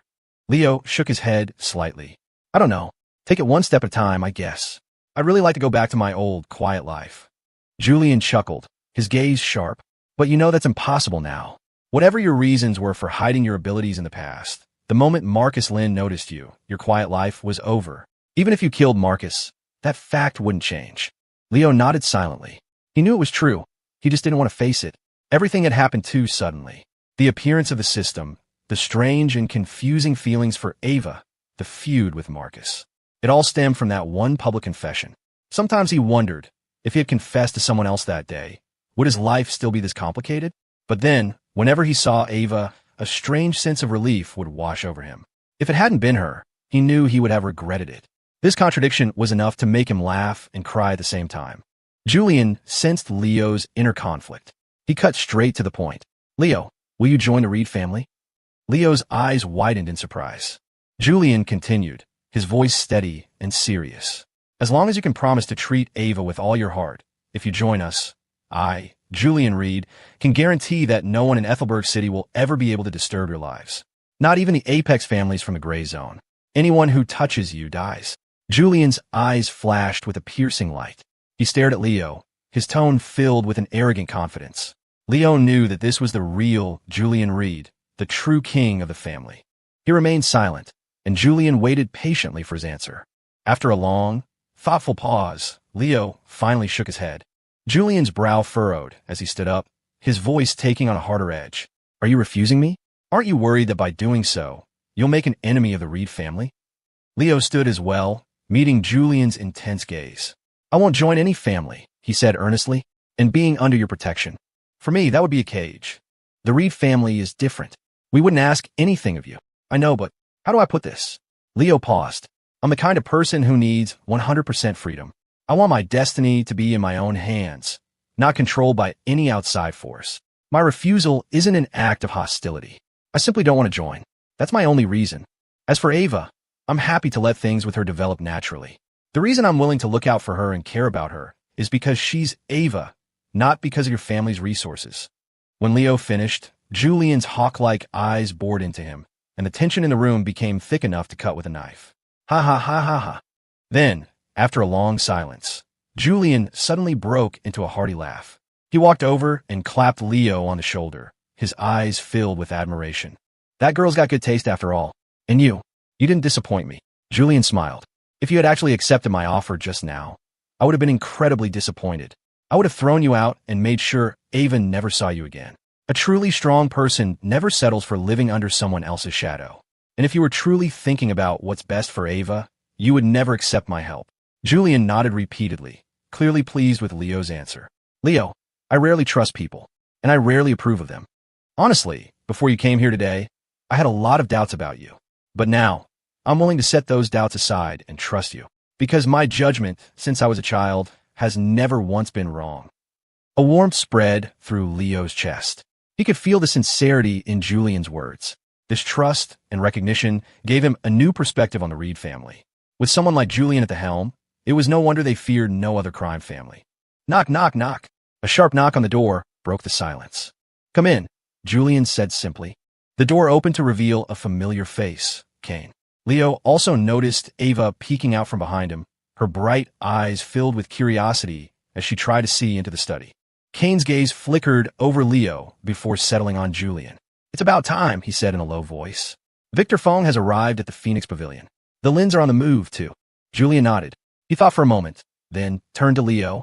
I'm going to need you to come with us to a place and keep an eye on Ava. Where? The Phoenix Pavilion, Julian answered bluntly. Tonight, the Lin Syndicate and the Fong Alliance will both be there. Brother, Ava cried out, suddenly panicked. This is family business. It's one thing for me to go, but why are you making Leo come? Leo frowned slightly. Fine, but you have to tell me why. I'll explain in the car. With that, the group left the study. Julian gently pinched Ava's cheek, comforting her in a low voice. Relax, Ava. We're not going to hurt your little boyfriend. MMPH. Ava's eyes went wide, her mouth covered by her brother's hand. She could only make muffled sounds of protest, her expression a mixture of shame and fury. My little boyfriend? Julian, you asshole. She wondered what the two of them had been plotting in the study to make her brother act so strangely. Pfft. Seeing Ava's predicament, Leo couldn't help but chuckle. He never thought he'd see the day when the fearless Ava Reed was so thoroughly managed by her own brother. The sight was just too amusing. An hour later, the Reed family's fleet of black cars was parked in an orderly line in front of the Phoenix Pavilion. Ava got out of one of them alone, her face a cold mask of anger. Fine, bring Leo along, but then you lock yourselves in a car to whisper secrets and don't let me listen, she muttered under her breath. On the way here, Julian had insisted that he and Leo ride in one car, while Ava rode with Kane in another. His decision was final. The entire drive had been an ordeal for Kane, who had to endure an angry Ava, nodding along and even occasionally joining in her complaints against Julian and Leo just to keep the peace. Her incessant muttering had given him a splitting headache. At the same time, the door to the other car opened, and Leo and Julian stepped out. Leo gave Julian a nod, then walked directly over to Ava. What's wrong? Who made you so angry? He asked, a playful glint in his eye as he gently pinched her cheek. Smack! Ava slapped his hand away, her eyes flashing. What were you and my brother whispering about in the car? What secrets couldn't I, his own sister here? Leo smiled easily. Nothing much. He just told me to protect you. I don't believe you for a second. Ava huffed, then tried to stomp on his foot. This time, however, Leo was ready and sidestepped her attack with ease. We should get moving, Kane said, having received a signal from Julian. Ava took the opportunity to give Leo's side a vicious pinch. I'll deal with you later, she hissed, then stormed ahead. Julian now stood at the head of their group, dressed in a long black coat. His handsome face was grim, radiating an authority that was completely different from the warm, approachable man back at the estate. This was Julian the leader, cold and calculating, projecting an aura that commanded respect. Behind him, a dozen Reed family members stood in neat formation, their eyes fixed on him. Julian's gaze swept over them. I'm counting on all of you tonight, he said, his voice low. Don't say that, Mr. Reed, they replied in unison, their voices filled with loyalty. Let's go, Julian said. He led the way into the Phoenix Pavilion. Bringing up the rear beside Ava, Leo watched Julian's back, his own eyes sharp with anticipation. He remembered the plan Julian had laid out for him in the car. He knew the show was about to begin. Tonight, the Reed family was going to shake the foundations of Ethelberg's underworld, and maybe even burn it all down. The Phoenix Pavilion's top-floor banquet hall was a scene of understated elegance, bathed in the soft glow of chandeliers. Members of the Fong Alliance and the Lin Syndicate were already present, all dressed in formal black suits. The only distinguishing marks were the unique family crests pinned to their left lapels, gleaming under the light. A few smaller, opportunistic families had also caught wind that something big was happening and had sent representatives to observe. Tables were laden with desserts and gourmet food, but few were eating. Most stood in small clusters, nursing glasses of wine, their low conversations filling the air. Marcus Lin stood in a corner, swirling a glass of red wine, his eyes lazily scanning the crowd. A new bodyguard stood beside him, a man who looked considerably tougher than Scar. I can understand old man Victor Fong not showing his face. He's old and proud, Marcus mused, but why isn't that useless son of his, Spencer Fong, here either? Spencer Fong was Victor Feng's son and the heir to the Fong Alliance. By all rights, he should have been in charge by now, but he was completely outmatched by Marcus and Julian, who ran circles around him. Victor had no choice but to remain at the helm. Marcus! Hearing his name, Marcus looked over to see a well-dressed man his own age scowling at him. Well, speak of the devil, Marcus said, a mocking smile playing on his lips. The man was none other than Spencer Fong himself. Spencer stalked over to him. Marcus, this is a Fong Alliance gathering. What is your family doing here? Marcus clicked his tongue. He couldn't even be bothered to answer such a stupid question. Where's your old man? And the family from the Gray Zone? When are they showing up? I'm getting impatient. That was his main reason for being here tonight, to see for himself what this legendary Gray Zone family wanted in Ethelberg. What was their motive for leaking the news and luring both the Lins and the Reeds here? What? Spencer's eyes widened, and he lowered his voice. How do you know about the gray zone? Who told you? He glanced around nervously, checking if anyone had overheard. Marcus rolled his eyes. Talking to this idiot was exhausting. He much preferred sparring with Julian. Their rivalry was a true battle of wits. Clomp, clomp, clomp. Before Spencer could press his question, a new set of footsteps drew the attention of the entire hall. Julian Reed entered, followed by his entourage, his stride calm and confident. Well, now the Reeds are here, too. All three of Ethelberg's great families are present tonight. This meeting is going to change the power balance in the city. No matter how the big three fight it out, it doesn't concern us smaller families. We're just here to watch the show. The moment Marcus saw Julian, a triumphant grin spread across his face. He had recently managed to trap Julian in a business deal, causing him a major loss, and this was the perfect opportunity to rub it in. He was about to walk over when a familiar figure entered his line of sight. Marcus froze. How can it be him? He muttered to himself, his gaze locked on Leo, who was one of the last to enter. Didn't Kane say he wasn't with the Reeds? His hand unconsciously drifted to his cheek, as if he could still feel the phantom sting of the bullet that had grazed him yesterday. His new bodyguard noticed his reaction. Boss, who are you talking about? Marcus gestured toward Leo. That kid in the cream-colored jacket. That's him, the one who took out Scar with a single shot yesterday. What? The bodyguard stared in shock. He knew what had happened to Scar, but he never imagined the person responsible was so young. Amidst a sea of black suits, Leo and Ava's lighter-colored jackets stood out starkly. Ava seemed nervous and out of place. Despite being the daughter of the boss, this was the first time Julian had brought her to an event like this. Leo saw her tension and gave her shoulder a reassuring pat. He then nodded to Julian and led Ava toward a less crowded corner of the hall. Leo led Ava to a table, sat down first, and started eating without a second thought. He was genuinely starving. Aside from the soup dumplings that morning, he hadn't eaten a thing. Maybe it was the enhanced physiology, but he felt like he was getting hungry incredibly fast. Eat if you're going to eat, but could you at least try to have some class? Ava frowned, watching Leo with a helpless expression. His table manners were embarrassing. The room was full of people, and their matching outfits were already conspicuous enough. Now, with Leo devouring his food like a wild animal, more and more eyes were turning their way. Damn, this roasted chicken leg is incredible, Leo said, grabbing one and tearing into it. He had to admit, everything at the Phoenix Pavilion was meticulously prepared by top-tier chefs. It was the first time he'd ever tasted food this good. Nom nom nom. Why aren't you eating? You skipped dinner too, right? He asked casually, his head still buried in his plate. Ava shot him a venomous glare. She had been hungry, but now his antics had made her lose her appetite. She huffed, responding irritably, "Don't worry about me. I'm not hungry." Just then, a voice laced with surprise cut through the air. Well, if it isn't little Ava Reed. It's been a long time. Ava looked up, and her face instantly darkened. Staring back at her was Marcus Lynn's punchable face. His gaze lingered on Ava for a moment, a flicker of surprise in his eyes.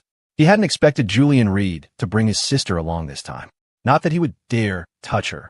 He knew the consequences of hurting Ava would be far more severe than hurting Julian. The entire city knew how doted upon Ava was by the Reed family. If anything happened to her, the Reeds would unleash their full, insane fury in retaliation. Ava watched Marcus warily. She'd met him a few times and knew this obnoxious guy was her brother's sworn enemy. Marcus ignored her hostile stare, offering a lazy smile before turning his attention to Leo. Feigning curiosity, he asked, "And who's this little sister Ava? A bit of new face. Care to make an introduction?" In truth, the first thing Marcus had done after returning last night was get a file on Leo. What baffled him was that the file showed no connection whatsoever between Leo and the Reeds. By all accounts, he was just an ordinary student. Marcus had assumed Kane was right, that Leo wasn't one of them. But now, it seemed that wasn't the case. Marcus's eyes shifted between Ava and Leo, sensing their relationship wasn't as simple as it looked. If Leo was truly part of the Reed family, Marcus would have to reevaluate all his plans against them, factoring in this new, unknown variable. When Ava saw Marcus's focus shift to Leo, a wave of panic washed over her. She knew how cunning and treacherous Marcus was and worried Leo would get dragged into her family's mess. She grabbed Leo's hand, ready to pull him away from this vile man. But Leo just gave her a reassuring look, gently slipped his hand from her grasp, and casually tossed the half-eaten chicken leg onto his plate. He then meticulously wiped his hands with a napkin. "Mr. Lynn, you must have a short memory," Leo said with a slight smile, his tone dripping with mockery. Didn't we just see each other at the bar last night? How could you forget me so soon? After speaking, Leo tilted his head slightly, extended a hand toward Marcus, and formed a pistol with his index and middle fingers. He aimed it at Marcus. Bayou, he mouthed, a perfect reenactment of the moment in the bar when he'd pulled a gun on him. Marcus's face instantly turned cold. Leo's gesture was a blatant humiliation. He took a deep breath, a sinister smile spreading across his face. In Ethelberg City, I've never met anyone who dared to insult me like this. Leo just grinned and pointed at himself. Well, now you have. Are you really determined to make an enemy of the Lynn Syndicate? A fight to the death? That's up to you. I don't really care, Leo said, taking Ava's hand and standing up. But I should remind you, I'm still saving that bullet for you, Mr. Lynn.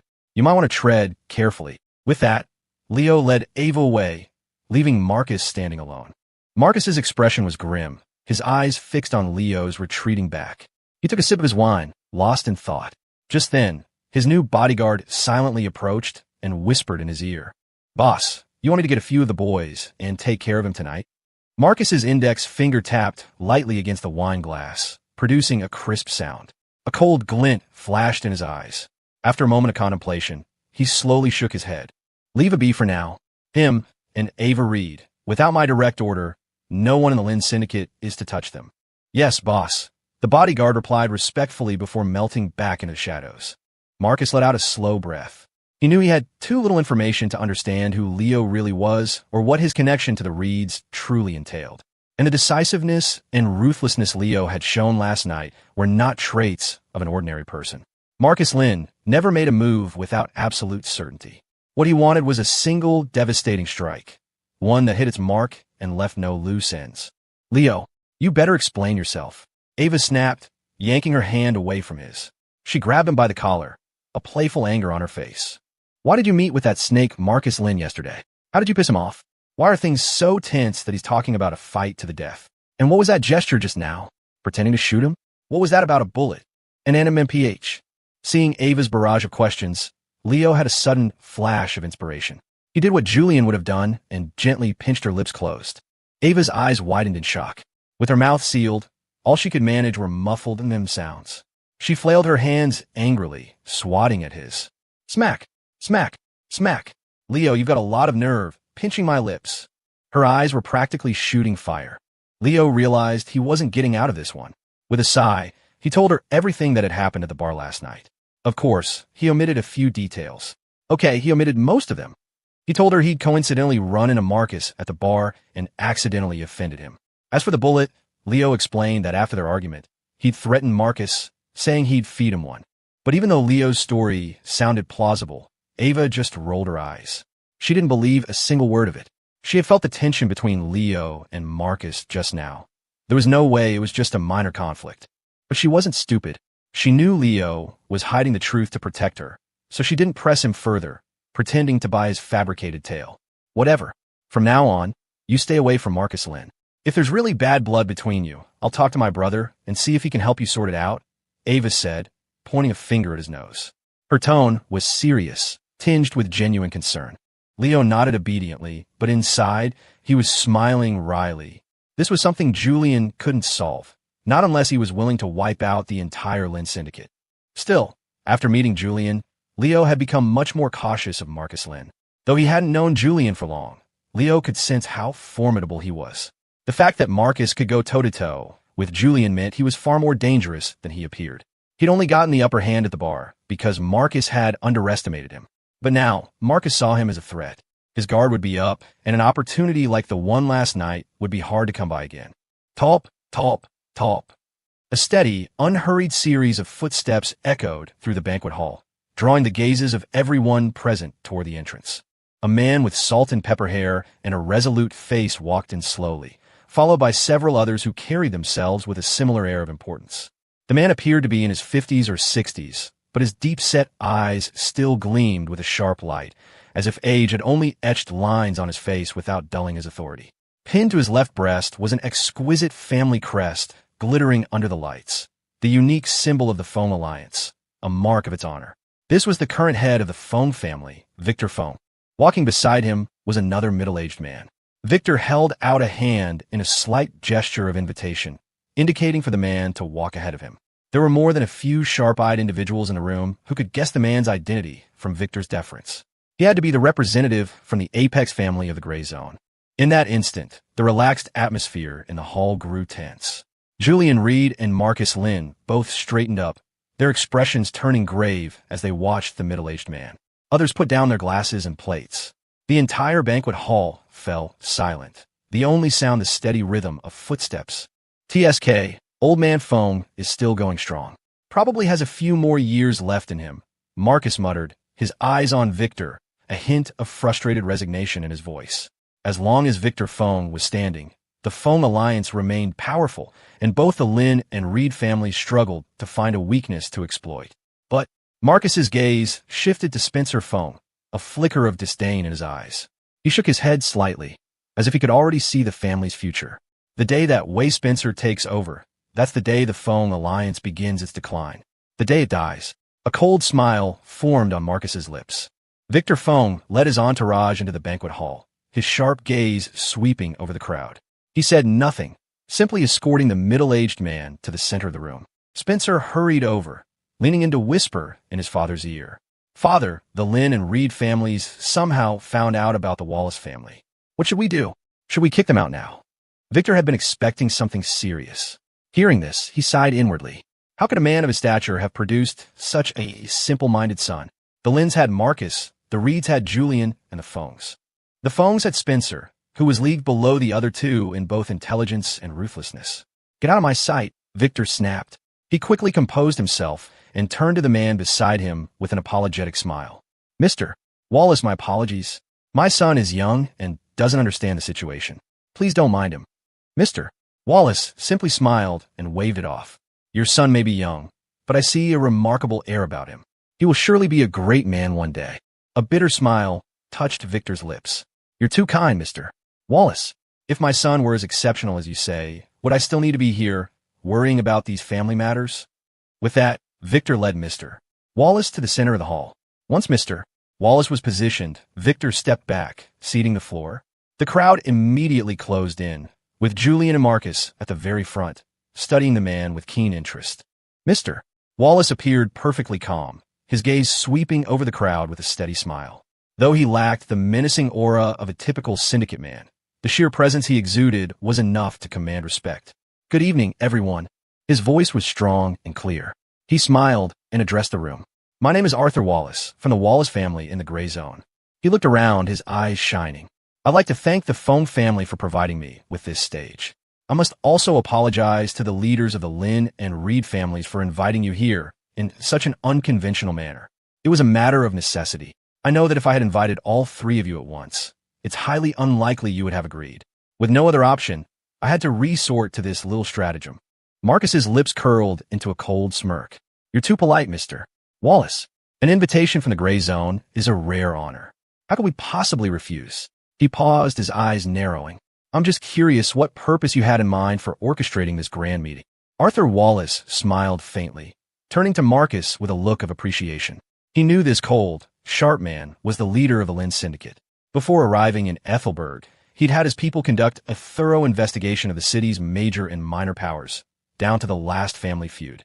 Wallace paused for a moment before speaking with gravity. Since Mr. Lynn has asked, I won't beat around the bush. He took a deep breath. The Wallace family has deep roots in the Gray Zone, but due to certain unforeseen circumstances, my family now intends to relocate to Ethelberg City. The statement sent a ripple of shock through the room. Everyone's brow furrowed. The Apex family from the Gray Zone wanted to move to Ethelberg? This was no small matter. Even if they were the local powerhouses, the Wallace family was a dragon crossing the river. The city's power structure, which had been relatively stable, was about to be shattered. The Wallace family's influence and power were on a level that no single family in Ethelberg could match. Julian and Marcus's expressions shifted slightly, but they didn't seem overly surprised. Clearly, they had anticipated this. Julian stepped forward, looking Arthur Wallace straight in the eye. Mr. Wallace, Ethelberg's political landscape is complex. Your family's arrival will inevitably attract the attention of various factions trying to win your favor.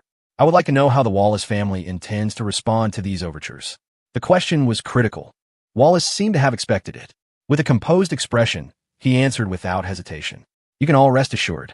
The Wallace family will remain completely independent. We will not involve ourselves in your disputes. He paused, his gaze sweeping across the room. That, of course, includes the Fong Alliance. Although Victor and I go way back, I understand the rules of your world.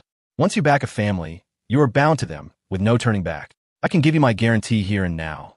As long as no one provokes the Wallace family, we will not cause any trouble for any of you. Hearing Wallace's firm declaration, many in the room breathed a collective sigh of relief, exchanging reassured glances. A smile spread across Julian's face. Mr. Wallace, since you have declared your neutrality on behalf of your family, the Reed family would like to ask a small favor. Of course, it is nothing difficult. For you, it would be a simple matter. Arthur Wallace nodded slightly. Mr. Reed, you're too kind. Please, ask whatever you need. Thank you. Hearing this, Julian's expression turned solemn, almost ceremonial. He took a bold step forward, his voice booming through the hall. Reed family, present yourselves. At his command, the Reed family members scattered around the room immediately responded. More than a dozen men wearing the Reed family crest stepped forward, forming a neat line behind Julian, their faces grim. The sudden turn of events stunned the onlookers. Even Arthur Wallace seemed taken aback. The air grew thick with tension, as if a storm was about to break. Leo stood in a corner with Ava, his eyes locked on Julian. Seeing this, and remembering what Julian had said in the car, he knew. It was starting. Ava, meanwhile, nervously squeezed Leo's hand, her eyes filled with confusion and worry. Marcus frowned, his mind racing. He seemed to realize what was happening, his eyes widening in shock as he stared at Julian. Is he really going to? That son of a bitch is insane. As if to confirm his fears, Julian, under the astonished gazes of everyone present, slowly raised his hand. And it was a pistol, and the barrel was aimed at none other than Victor Fong. In that instant, the entire hall fell into a dead silence. It felt as if everyone's heart had stopped beating. They couldn't believe their eyes, couldn't believe that Julian Reed would make such an insane move. A look of pure shock was frozen on Victor Feng's face. He had never imagined that Julian would pull a gun on him. It was a sacred line in the underworld, one that could not be crossed. If Julian actually pulled the trigger and killed him, the Reed family would be doomed to utter annihilation. Unless, Victor's eyes flickered with a dawning horror and unease. He thought he knew what was happening. But Julian, how could he dare? And now it wasn't just Julian. The dozen or so Reed family members behind him raised their pistols in unison. Every single barrel was pointed at Victor Fong, the cold glint of metal sharp and menacing under the bright lights. Spencer Fong, witnessing this, was consumed by a primal fear. He roared, Julian Reed, what the hell do you think you're doing? Are you insane? The Fong Alliance members, after a moment of shock, snapped back to reality and prepared to act, but it was too late. A deep, inscrutable smile crept across Julian's face. Under the intense scrutiny of countless eyes, he slowly began to squeeze the trigger. Time seemed to freeze. The once buzzing hall was now so quiet you could hear a pin drop. Everyone, including Arthur Wallace, held their breath. Click! A crisp, metallic sound echoed through the room. Everyone's heart clenched, but the expected gunshot never came. Julian's pistol hadn't fired a bullet.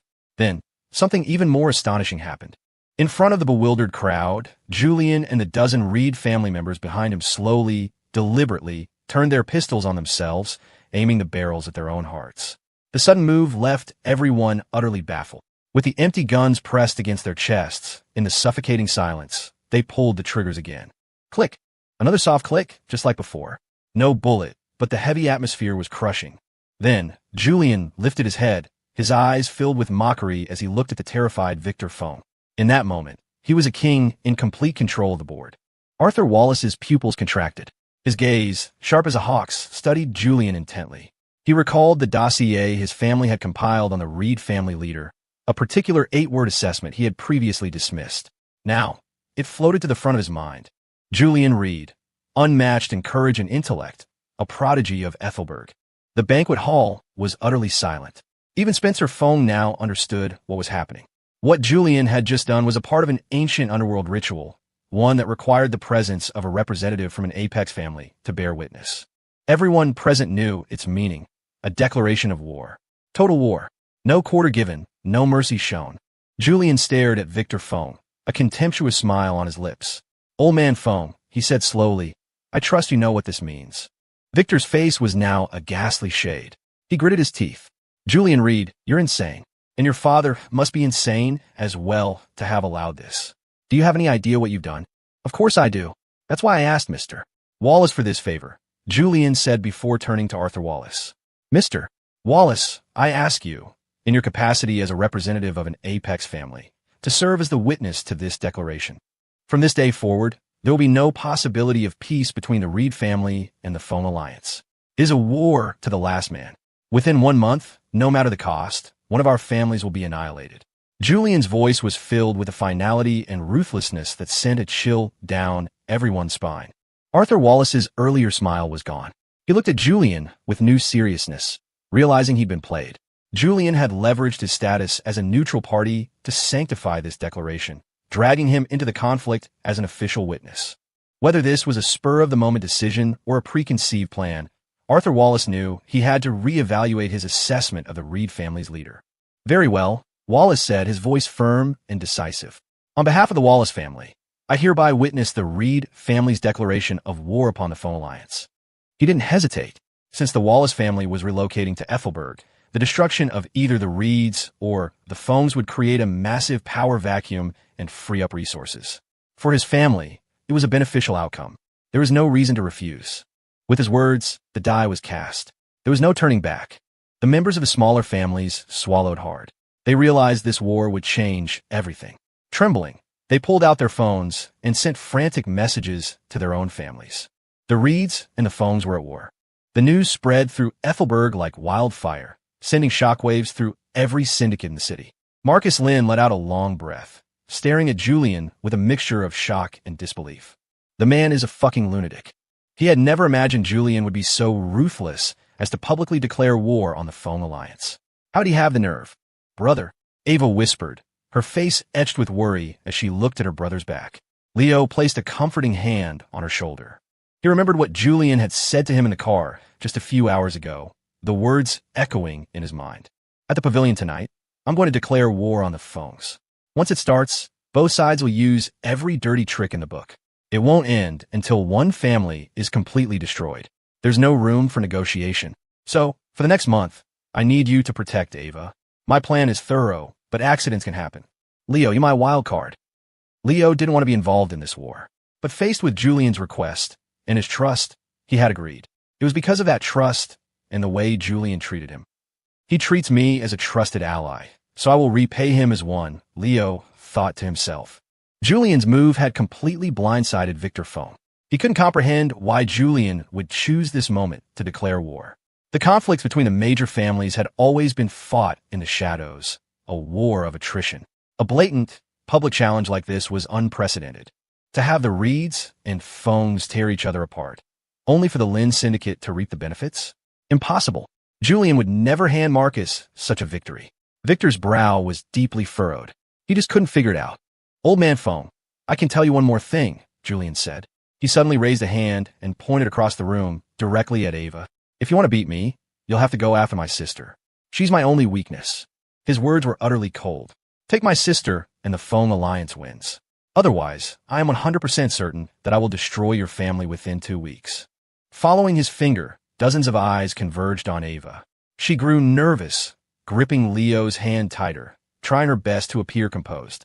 Victor Fang's gaze rested on Ava for a moment, then swept past Leo without a second thought. He didn't give the boy any notice. As for Julian's words, he dismissed them with a snort. He and Marcus had known for years that you couldn't believe a single word that came out of Julian Reed's mouth. To do so was to walk into a fatal trap. If he actually made a move on Ava, he'd be falling right into Julian's scheme, leaving the Foam Alliance with no way to fight back. I've said my piece. Now, we won't disturb you any longer. Let's all go and make our preparations, Julian said. He gave a slight nod to Arthur Wallace, then turned and led the Reed family members slowly out of the hall. Leo and Ava followed behind. Before leaving, Leo scanned the crowd one last time, memorizing the faces of the key players. At the banquet tonight, aside from Marcus Lynn, no one had paid him any mind, dismissing him as just another insignificant member of the Reed family. And that was exactly the effect Julian wanted. In the coming war, Leo would be the most important card in his hand. Phew, finally over, Kane muttered, lighting a cigarette as he followed Julian out of the Phoenix Pavilion. He let out a breath of smoke, a wave of relief washing over him. Only he knew how on edge he'd been. When he first heard Julian's plan to declare war on the phones, he thought his boss had lost his mind. But after months of meticulous planning, the curtain had finally been raised. Victor Fong probably never dreamed that we've already mapped out all of his strongholds. We've even quietly taken over a few of them. When the time is right, we'll hit him with a surprise he'll never see coming, Kane whispered to Julian with a smile. The operation was top secret. Aside from the two of them, only a few core members of the family knew the details. It was all designed for one purpose, to deliver a fatal blow to Victor Fong at the critical moment. Brother, are you sure about this? Ava asked, approaching cautiously, her face full of worry. Julian turned and gently pinched her soft cheek. Don't worry. When have I ever done something I wasn't sure about? Then what do you need me to do? Ava wanted to be a help to her brother, not a burden. You just said I was your weakness. Ha ha ha ha. Julian couldn't help but burst out laughing at his sister's words. Relax, Ava. Just keep living your life exactly as you have been, he said, his eyes radiating confidence. Forget the phones. Right now, I bet even that snake Marcus Lynn wouldn't dare touch a single hair on your head. He knew that both Marcus and Victor were wary of his strategic mind, so he decided to use that to his advantage, playing a game of psychological warfare. You think you can use my sister to paralyze me? Fina, I won't hide her away. I'll push her right out in front of you. Let's see if you have the guts to make a move. Julian was certain they wouldn't, because they couldn't afford to lose the gamble. If Victor or Marcus fell into his trap, one wrong move involving Ava could cost them everything. So they wouldn't touch her. They wouldn't dare risk it. Even if they suspected he was bluffing, the potential cost, the annihilation of their entire family, was too high. Anyone who's ever gone all in knows that when you push all your chips to the center of the table, you overthink every single move. And the more you think, the more likely you are to make a mistake. In moments like these, victory goes to the one with the steadiest nerve. Grumble. Ava was about to say something else, but her stomach protested first. Julian's brow furrowed in concern. What's wrong? You didn't eat back there. Ava's face flushed as she recalled the scene. Don't even talk about it, she said, embarrassed. You have no idea how Leo was eating in there. He looked like an absolute pig. It was so mortifying I lost my appetite. Julian chuckled at that. He looked over at Leo, raising an eyebrow. Leo just gave an innocent shrug. Then Julian turned back to Ava. Why don't you have Leo take you to get something to eat now? Huh? Why can't I just eat at home? Ava protested, not wanting to go. I'm going to be very busy tonight. I won't have time to cook for you. Ava hesitated for a moment, then mumbled, fine. She shot a glare at Leo, as if warning him not to pull any more stunts. Hey, don't you two think you should ask my opinion before making plans for me? Leo protested. He then added, how about this? Since Julian said they wouldn't dare to make a move, why don't we just go back inside and get some more food? Even Julian's composure cracked at that, a muscle twitching in his eye. If you do that, then I really can't guarantee anything, he said, sounding utterly defeated. You declare war, make a grand exit, and then go back for leftovers? That was basically taking a crap on Victor Fang's face. Hearing that it was a no-go, Leo actually looked disappointed. Julian couldn't be bothered with him anymore. He left Leo and Ava behind and departed with the rest of the Reed family members. We're heading back. Leo, you take good care of my sister. With that final instruction, the convoy of Reed family cars sped away without a moment's hesitation, leaving Leo and Ava standing there, dumbfounded. Leo's mouth twitched. He was starting to think Julian Reed was a little unhinged himself, trusting him with his precious little sister just like that. If he had any ill intentions, the entire Reed family would be finished. Julian had said Ava was his weakness, and by entrusting her to Leo, he was showing the ultimate level of trust. So, you want to go eat? Leo asked. Even though he'd eaten earlier, his enhanced physiology made him hungry again quickly. Ava gave him an annoyed look, pulled out her phone, and started searching for good restaurants nearby. Leo snuck a peek over her shoulder. Ava, completely oblivious, was focused on her screen, her finger flying across it as she scanned pictures and reviews. That hot pot place looks good, Leo said, spotting a 5-star restaurant just a few hundred yards away.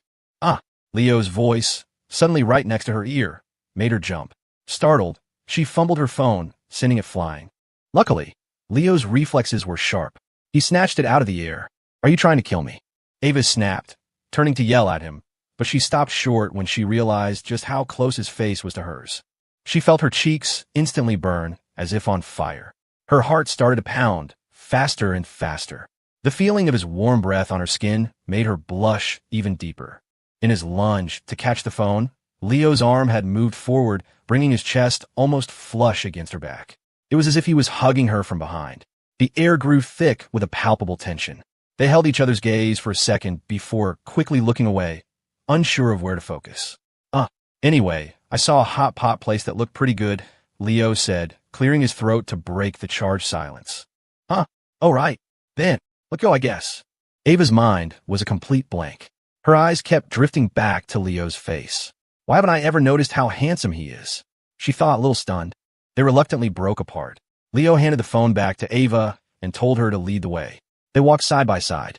The restaurant was conveniently located near Ethelberg University, and at this time of night, the streets were bustling with students out for dinner or just hanging out. The sidewalks were crowded, making it hard to walk. After a moment's thought, Leo decisively took Ava's hand. It's too crowded, he said, his face perfectly straight. I'm worried you'll get lost. Oh, Ava replied softly, looking down at the ground, letting him lead her. In reality, her face was burning so hot she was afraid to let him see it. Ping, system alert. Special grade mission triggered. The Ethelberg conflict, mission details. In the impending war between the Reed family and the Foam Alliance, ensure the Reed family emerges victorious. Reward for completion. 1 random special grade skill. Mission failure. Host will be subject to termination. They had been walking for a few minutes when the system's notification suddenly sounded in his head, making Leo freeze. This mission was completely different from the others. Before, failure meant some kind of penalty. This time, the system had unambiguously threatened him with termination. What the hell was this system trying to do? It was always giving him these bizarre tasks. The feeling was unsettling, like someone was watching his life from outside the world, assigning him missions for their own amusement, forcing him down a path of their choosing. Why'd you stop? Ava's voice broke through his thoughts. Her heartbeat had finally returned to normal. Seeing Leo stop so abruptly, she looked at him with confusion. When she noticed the dark expression on his face, her own filled with concern. What's wrong? Did something happen? Leo took a deep breath, forcing his inner turmoil down. He managed a relaxed smile. It's nothing. I probably just ate too much earlier. My stomach feels a little upset. With the way you eat, it's a wonder you don't get sick, Ava said, rolling her eyes. Leo pushed the mission to the back of his mind. He was powerless to defy the system right now, so there was no point stressing himself out. Besides, it wasn't a guaranteed failure. And if he did fail, well, death was the worst that could happen. Everyone dies eventually. Sooner or later, it's all the same. Leo was surprisingly philosophical about it. At his age, he figured he should just eat, drink, and live his life without overthinking things. The two of them walked through the deepening twilight and finally arrived at the hot pot restaurant. A cheerful waiter led them toward their table. Suddenly, Leo stopped. He thought he heard a familiar voice nearby. I'm telling you, my buddy is useless. Not only does he copy my homework every day, but he sleeps through every class. The snoring. Leo's mouth twitched. He knew that voice all too well. He turned his head and, sure enough, it was that jackass Dylan Miller. Dylan was in the middle of his meal, sitting across from a girl who looked like another EU student, though Leo had never seen her before. Leo gave Ava a quick look, then tiptoed up behind Dylan, who was completely oblivious, still spouting nonsense to impress the girl. But what can I do? I'm just too loyal. I can't stand to see a friend go down the wrong path. With my help, his grades are getting better every day. Thump! Dylan felt a pair of hands land on his shoulders. Annoyed, he turned around. Who the hell do you think?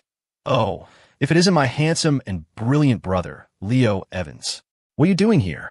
Dylan's expression shifted from irritation to surprise, then from fear to a sheepish grin, all in the span of a single second. Leo was impressed. He never knew the guy had such a talent for acting. Glancing at the confused girl across the table, Leo had an idea. He leaned in and whispered in Dylan's ear, "If you don't want me to expose you, you're paying for our table tonight." Dylan's eyes widened, and a muscle in his jaw twitched. This was blackmail, pure and simple. But one look at the girl sitting across from him, and his pride took over. He gave a reluctant nod. It had dawned on him. He looked at Leo quizzically. "Our table? Who are you with?" Before he could finish, Dylan saw Ava standing behind Leo. She was just standing there, her bright eyes looking on with curiosity. Dylan's jaw dropped. He looked as if he had just seen a ghost, his mind reeling. Holy crap, my man Leo actually did it? He bagged her? He looked from Leo to Ava, then back again. Holy crap, they're wearing matching outfits. Swallowing hard, Dylan gave Leo a subtle thumbs up. It had only been 3 days, and he'd already captured the heart of the class beauty, Ava Reed. Dylan Miller bowed to no man, except his brother Leo. All right, waiter, we'll take this table right here, Leo announced decisively, quickly sitting down at the empty table next to Dylan's. He wasn't giving him a chance to back out. Dylan's eye twitched. He actually had been planning to back out. Leo, my man, let me introduce you, Dylan said, composing himself with a smile. This is Chloe Meng, a sophomore from the Foreign Languages Department. Even though she's a year ahead of us, she's the same age. She's my good friend. He'd wanted to say girlfriend, but she hadn't actually agreed to go out with him yet. Chloe, this is my good friend, my brother, Leo Evans, Dylan continued, turning to her. And that's his girlfriend, Ava Reed. She's in our class, too.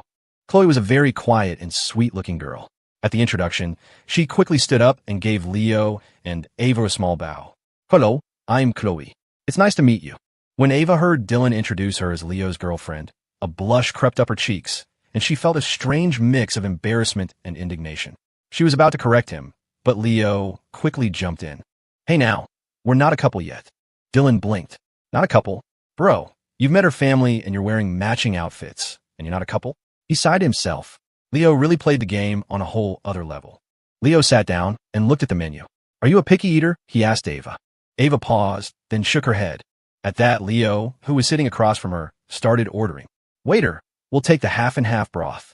And then this one, and this one. Leo rattled off a few dishes he didn't like. Dylan watched with a hint of concern, but then relaxed. They were all cheap dishes. He could afford it. His buddy Leo was looking out for him, after all. Actually, cancel those items I just ordered, Leo said. We'll take one of everything else. Waiter. Ava. Dylan. Leo, you son of a bitch. Are you even human? Dylan's eyes burned with rage as he stared at Leo. Even though his family was well off, a meal like this would sting. Just as he was about to tear into Leo for being a backstabbing friend, Leo coughed and turned to Chloe. You know, Chloe, my friend Dylan here is a man of many talents. He excels at everything he does. Even our advanced calculus professor is always singing his praises. Right, Dylan? Leo shot a meaningful look at Dylan, a mischievous glint in his eye. The message was clear. You pay the bill, and I'll back up your lies. Dylan's mouth twitched. He forced a smile and said through gritted teeth, that's right. I just like to keep a low profile. Leo smiled with satisfaction. The waiter, after confirming the massive order several times, scurried off to the kitchen. Ava watched all this, confused. She was about to ask what was going on, but Leo stood up and leaned close to her ear. Dylan's paying for this. He owes me. It's fine. Ava's eyes filled with confusion. Why would Dylan pay for their meal? She could only chalk it up to one thing. Their friendship must be really strong. You and Dylan are really close, she whispered. For him to pay for all this for you.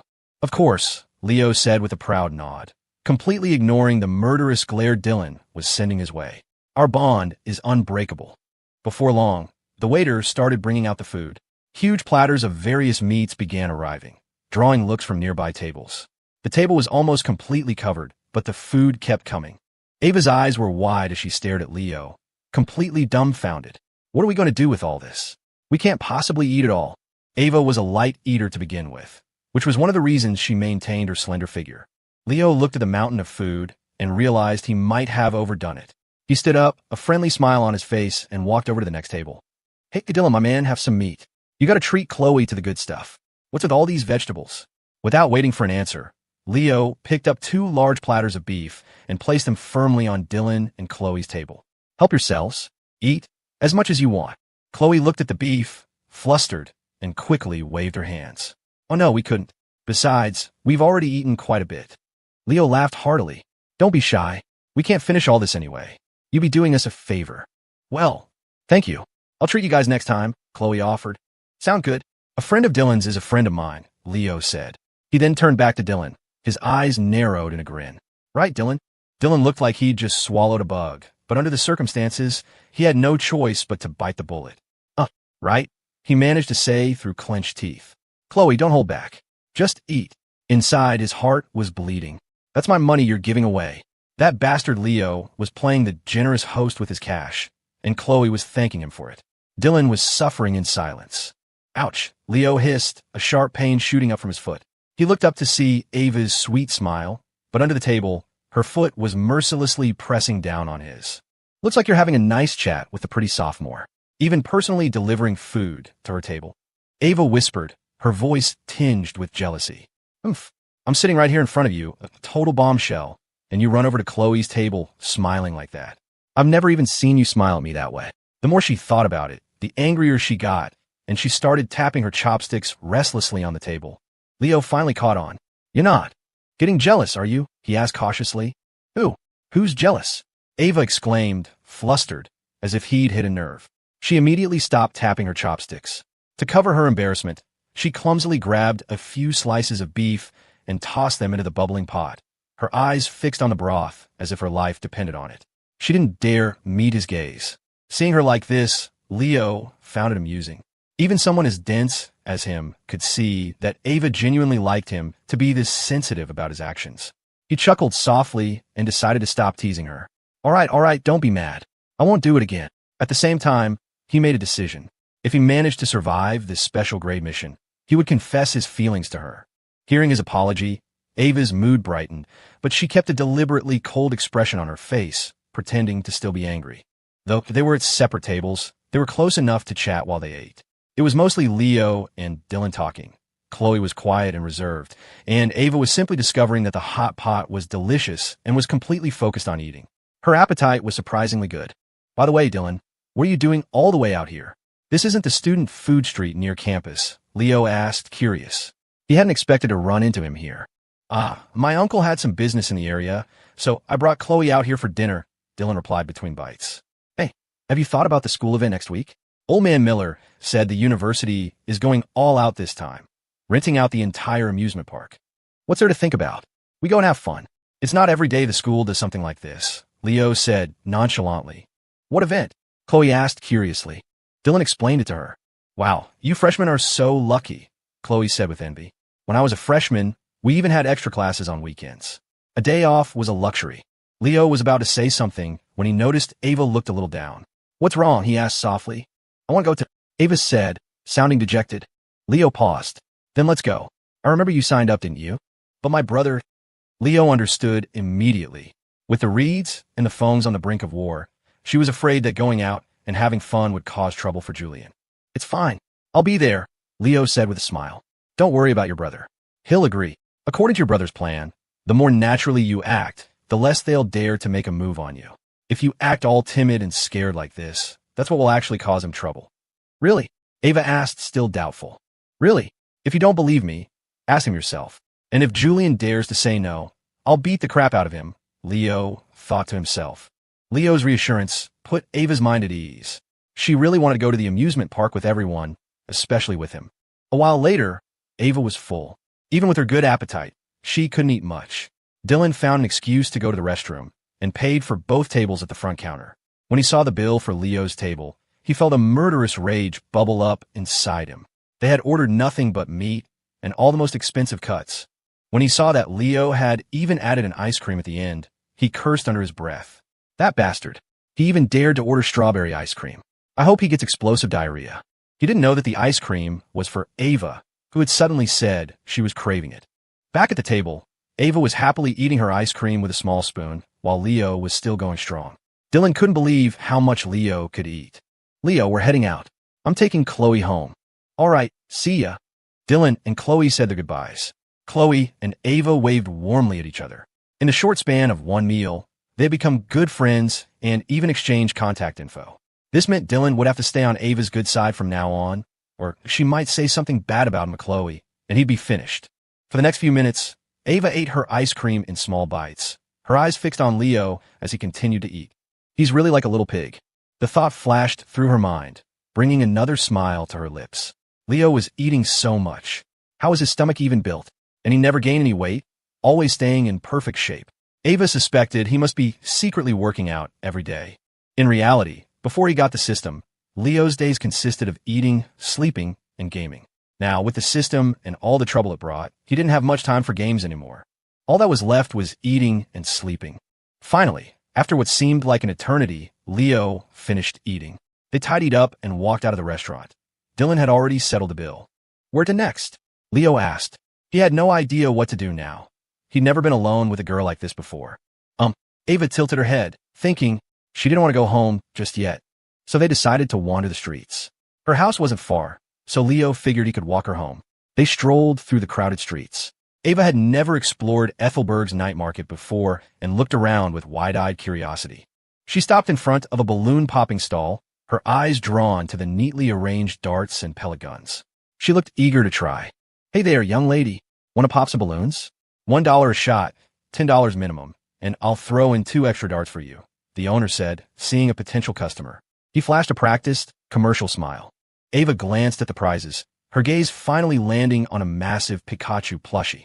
"Sir, that Pikachu doll. How many balloons do I have to hit to win it?" she asked, her voice bright and clear, with a hint of nervous excitement. The owner grinned, his smile full of pride. "That Pikachu was a star prize. It drew in a ton of business. That one's the grand prize, little lady. You gotta hit 30 balloons in a row to take that home," he said, a crafty glint in his eye. 30 in a row? Forget about students. Even a trained soldier would have a hard time with that. But Ava was undeterred. She confidently slapped a $100 bill on the counter, buying 50 darts and 50 plastic pellets. Leo had no idea where she got this confidence from. Ava took a deep breath, gripped the pellet gun, aimed at the colorful balloons, and squeezed the trigger, firing off a rapid succession of shots. Ping, ping, ping. Pop. Only one balloon burst. The rest continued to sway in the breeze. A look of astonishment crossed Ava's face. Leo's mouth twitched. A dozen shots, and she only hit one? And she was from a syndicate family. In a way, her lack of skill was a talent in itself. Even the owner was stunned. He'd seen bad aim before, but this was a whole new level of terrible. Oomph. Ava, clearly dissatisfied with her performance, tried to defend herself. "It must be the wind. It was so strong just now it blew all my shots off course." "Right," Leo thought sarcastically. "The wind is so strong it's about to blow me away." Next, Ava put down the pellet gun and decided to try the darts. She picked one up, aimed, and threw it with all her might. Fwip, fwip, fwip, pop, pop. Leo nodded with a deadpan expression. Not bad.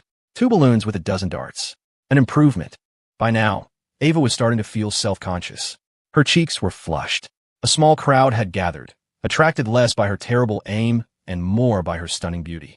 Ava's looks were truly exceptional, and combined with her slender figure, she stood out. A group of guys nearby started whispering. "Whoa, that girl is gorgeous. Damn, but she sucks at this. Only 2 balloons. Who cares? She's hot. Look at her figure, her vibe. She's basically a goddess." "Yeah, right? You see the guys standing next to her? They're wearing matching outfits. Damn, that guy's really good looking too. Ugh, why do guys like that always get the pretty girls?" The crowd finally noticed the tall, equally attractive guy standing next to Ava. They were wearing similar clothes and looked like a perfect match, drawing envious glances from many. Thump. Hearing the whispers, Ava felt a blush creep up her neck. She put down the remaining darts, her confidence shattered. She didn't want to play anymore. Just as she was about to leave, Leo stepped forward and patted her on the shoulder. "Let me try," he whispered. Ava hesitated. "It's really hard," she warned. Leo just smiled, unconcerned. He picked up the pellet gun Ava had been using and counted the remaining pellets. There were still over 30. "Hey boss," he called out. 30 in a row gets me the Pikachu, right?" The owner nodded with a grin. "Absolutely. No takebacks." With that confirmation, Leo turned to Ava and motioned for her to stand aside. He raised the pellet gun, his eyes sharp as he took aim at the distant balloons. Ping, a miss. Leo was surprised, but with his firearms mastery, he immediately sensed that the owner had tampered with the gun. No wonder the girl's aim had been so abysmal. Leo shot a glare at the owner. This guy's not much better. The way he was posturing, I thought he was some kind of pro. That couple really is perfect for each other. Both are terrible at this. Let me try. I could do better with my eyes closed." The crowd grew larger, and a few jerks started making crude comments. Ava got angry and, instead of dignifying them with a response, stepped forward to pull Leo away. But before she could reach him, Leo raised the gun again and rapidly squeezed the trigger. Ping. Pop. 1 balloon burst. Ava froze. Before she or the crowd could react, Leo fired several more shots in quick succession. Ping. Pop. Ping. Pop. The sound of the gun firing and the balloons popping created a rhythmic beat. Every time Leo pulled the trigger, a balloon exploded. The crowd fell silent, as if time had stopped. Even the stall owner's eyes went wide with disbelief. The only sound was the crisp click of the trigger and the successive pops of the balloons. 19, 20, 21. Ava counted under her breath, cheering Leo on internally. As Leo's shriek continued, the owner's heart sank. Damn it. I ran into a real shark. Pop, pop, pop. 28, 29, 30. When Ava reached 30, she threw her hands in the air, her face beaming with joy as she looked at Leo. Leo lowered the pellet gun and turned to the owner, a slight smile on his face. 30 shots, boss. No problem, right? The owner's mouth twitched. He looked around at the large crowd. If he reneged now, his reputation in the area would be ruined. Forcing a smile that looked more like a grimace, he said, "And no problem. Congratulations, young man. You've won our grand prize." Leo nodded, walked over, and picked up the Pikachu plushie, which was nearly as big as he was. The people who had been making nasty comments had long since fallen silent. Many were now looking eager to try, thinking they could do it too. Leo couldn't care less about them. He took the ecstatic Ava by the hand and quickly left the stall. They found a quieter spot nearby. Ava finally couldn't contain her excitement any longer. She held out her hands to Leo, her eyes full of longing, gesturing for him to give her the Pikachu. Leo looked at her outstretched hands, but didn't move. "What? You want a hug?" Ava's smile instantly vanished. She shot him a glare and kicked his shin. "A hug your ass. My Pikachu. What do you mean, your Pikachu? I'm the one who won it. But you used the pellets I paid for. Is that so? I'll Venmo you $30 later." Ava was so mad, she started to laugh. She reached out and pinched Leo's ear. "The Pikachu or your life. Choose one." "I choose the Pikachu." "Stomp." Ava stomped on his foot. "Say that again." "Ouch." "Fine. I'll let you hold it for now. I'll give it to you when we get to your house." "That's more like it," Ava said, satisfied, releasing her grip. Night fell like ink spilled across the Ethelberg riverfront. Leo and Ava strolled along the path by the water, where only a few other couples were enjoying the rare moment of peace. Just beyond this path was the Reed family estate. "Dalalala," Ava hummed, walking ahead with her hands behind her back. Her silhouette was captivating in the twilight, her black skirt swaying with each step, revealing long, fair legs. She had a slight bounce in her step and a soft tune on her lips, clearly in high spirits. A gentle evening breeze swept by, carrying the cool air of the night. The weather in Ethelberg this time of year was perfect, not too cold and not too hot, ideal for a walk. Leo followed behind, holding the enormous Pikachu plushie, watching the cheerful girl with a smile in his eyes. A few days ago, he never would have believed that he'd be spending his prime gaming and sleeping hours on an evening stroll with a girl, and holding a giant Pikachu for her, no less. Leo shook his head, feeling like he was in a dream. It was all because of the system. His life had been turned completely upside down. It wasn't what he'd wanted, but it wasn't so bad. "Hurry up. What are you doing back there?" Ava called, turning around, a little annoyed at his slow pace. Leo sighed. "You try walking while carrying a doll this big. It's exhausting. TCH, you're so out of shape." Ava muttered under her breath. She stopped to let him catch up, then slowed her pace to walk beside him. Then she turned her head, a little shyly, and pressed something into his hand. "What's this?" Leo asked, opening his palm. It was a small Pikachu keychain. She had spotted it at the stall earlier and bought it secretly. "It's a thank you gift for winning the plushie for me," Ava mumbled, her face blushing. If it weren't for Leo's enhanced hearing, he might have missed it. "Oh," Leo said, feigning nonchalance as he slipped the keychain into his pocket. He'd put on his backpack later. Soon, they reached the gates of the Reed estate. The guard recognized Ava and quickly opened them. Ava turned back, holding out her hands to Leo. "Can I have the Pikachu now?" Leo raised an eyebrow. "You want me to have someone carry it in for you? I'm worried it'll be awkward for you to hold." "No, I want to carry it myself," Ava declared. She reached out and snatched the Pikachu from his arms. The massive plushie instantly engulfed her small frame. "All right, you can head back now. Text me when you get home." Her muffled voice came from behind the Pikachu. Then Leo watched as the girl, hugging the giant plushie, slowly made her way into the estate. A few people saw her and rushed over to help, but she waved them all away. Leo watched her retreating back with an amused smile. He only turned to leave after she had disappeared inside the house. He wasn't going home just yet. He had one more thing to do, something Julian had asked of him. Inside the Reed house, Julian was lounging on the sofa, sipping a cup of coffee. He looked completely relaxed, as if he wasn't the man who had declared total war on the Foam Alliance just hours before. Hearing footsteps, he turned his head. "Ava, you're back." "Is Leo?" "Huh. What the hell? Why is there a giant Pikachu walking around my living room?" Craning his neck, Julian finally spotted his sister underneath it. He chuckled. "Where'd you get such a huge doll? Did Leo give it to you?" "MHM," Ava said, struggling to place the Pikachu on the sofa. She sounded quite proud. Leo won it for me at a carnival game. He hit 30 balloons in a row. Julian smiled. He knew about Leo's marksmanship. Popping a few balloons would be child's play for him. Ava took a few deep breaths, then looked up at the long staircase. After a moment's hesitation, she pointed at the Pikachu. Brother, can you help me carry this upstairs? She couldn't lift it anymore. Julian's mouth twitched. Me, the head of a major syndicate, carrying a giant Pikachu up the stairs? What kind of image is that? But the person asking was Ava. With a sigh of resignation, Julian stood up, heaved the plushie into his arms, and started up the stairs. Brother, be careful, Ava called out worriedly. Relax, I'm not going to fall down a flight of stairs. No, I mean the doll. Don't get it dirty. Julian's heart ached. His sister was never like this before. Meanwhile, a taxi pulled over on Central Street. Leo got out. At this hour, the street was nearly empty. He walked casually, but his eyes were constantly scanning his surroundings, checking to see if he was being followed. He wound through several alleys, taking a long, circuitous route. Once he was sure no one was tailing him, he followed the path he remembered and arrived back at the Midnight Oil.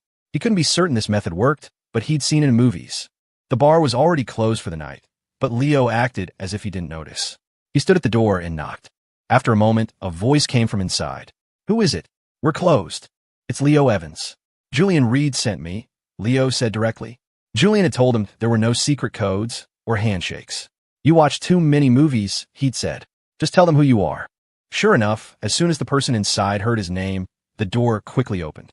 Mr. Evans, we've been waiting for you. Mr. Reed told me everything, the man said. My name's Marco. On the street, people just call me Marco. Leo's eye twitched. It was the first time anyone had called him Mr. Evans.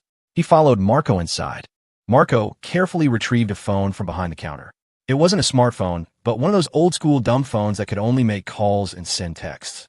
This is it, Leo asked, taking the phone and turning it over in his hands. This was what Julian had sent him to get. That's it. There's only one, Marco said. Mr. Reed's orders. All of our deep cover agents inside the phone alliance can only be contacted through this phone. At the critical moment, you send one message, and all our assets will move to deliver the final blow. Leo nodded. He couldn't believe Julian was entrusting him with such a crucial piece of his plan, but it made sense. At this point, every move made by a core member of the Reed family would be under Victor Feng's surveillance. Only Leo, the unknown variable, was still off his radar. Julian was betting that, in the final hour, Leo would leave Victor Feng with a very lasting impression. After getting the burner phone, Leo left the Midnight Oil and caught a cab home. According to Julian's plan, there was nothing more for him to do. He might not even need to use the phone. Julian had said it was a last resort. If things went smoothly, they might be able to take down the phone alliance without it. Leo didn't know if that was true or not. All he had to do was wait for Julian's signal and, if it came, send a single text message. He walked into his apartment complex and was heading toward his building when he heard a soft meow. He paused. He was pretty sure pets were forbidden in this complex. Where did a cat come from? Following the sound, he found a small white cat under a street lamp. It was nibbling on a sausage someone must have left for it.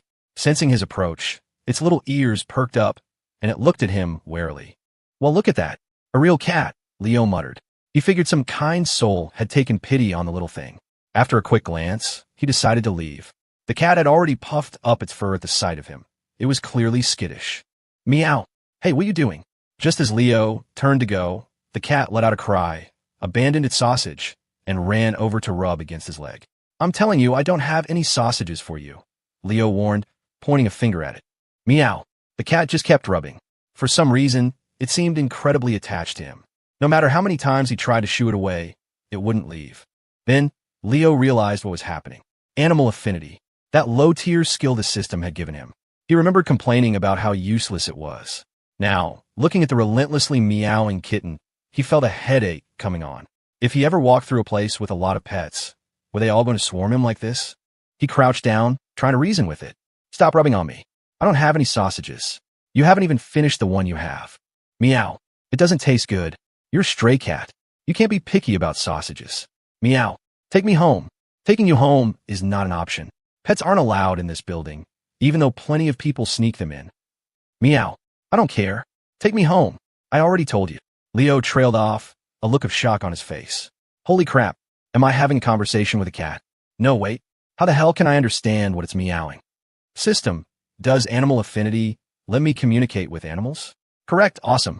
Leo shouted internally. This was insane. Seeing the little white cat still rubbing against him, he sighed. Fine. Since you're the first animal I've ever had a conversation with, I'll take you in. He had been reluctant to take it in because he thought it would be a hassle, having to train it and all. But if they could communicate, it should be much easier to manage. Meow. Thank you, master. Let's go.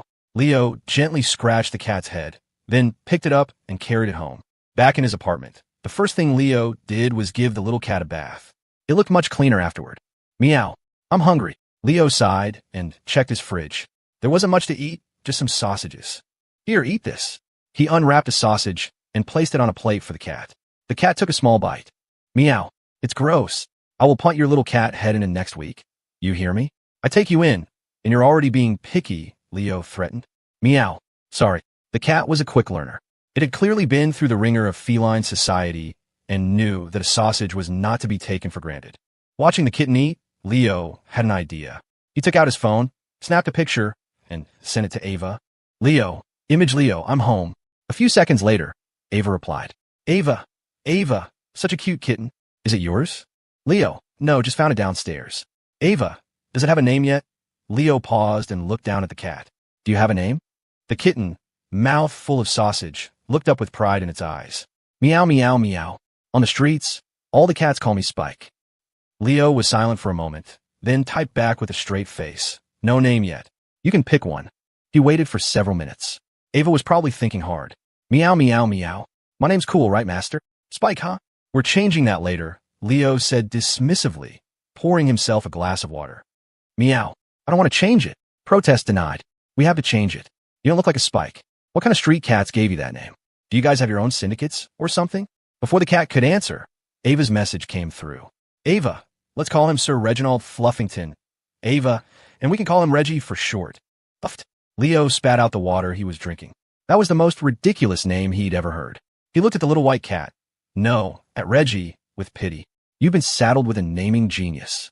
There's nothing I can do for you. He crouched down to break the news. So, we're changing your name to Sir Reginald Fluffington.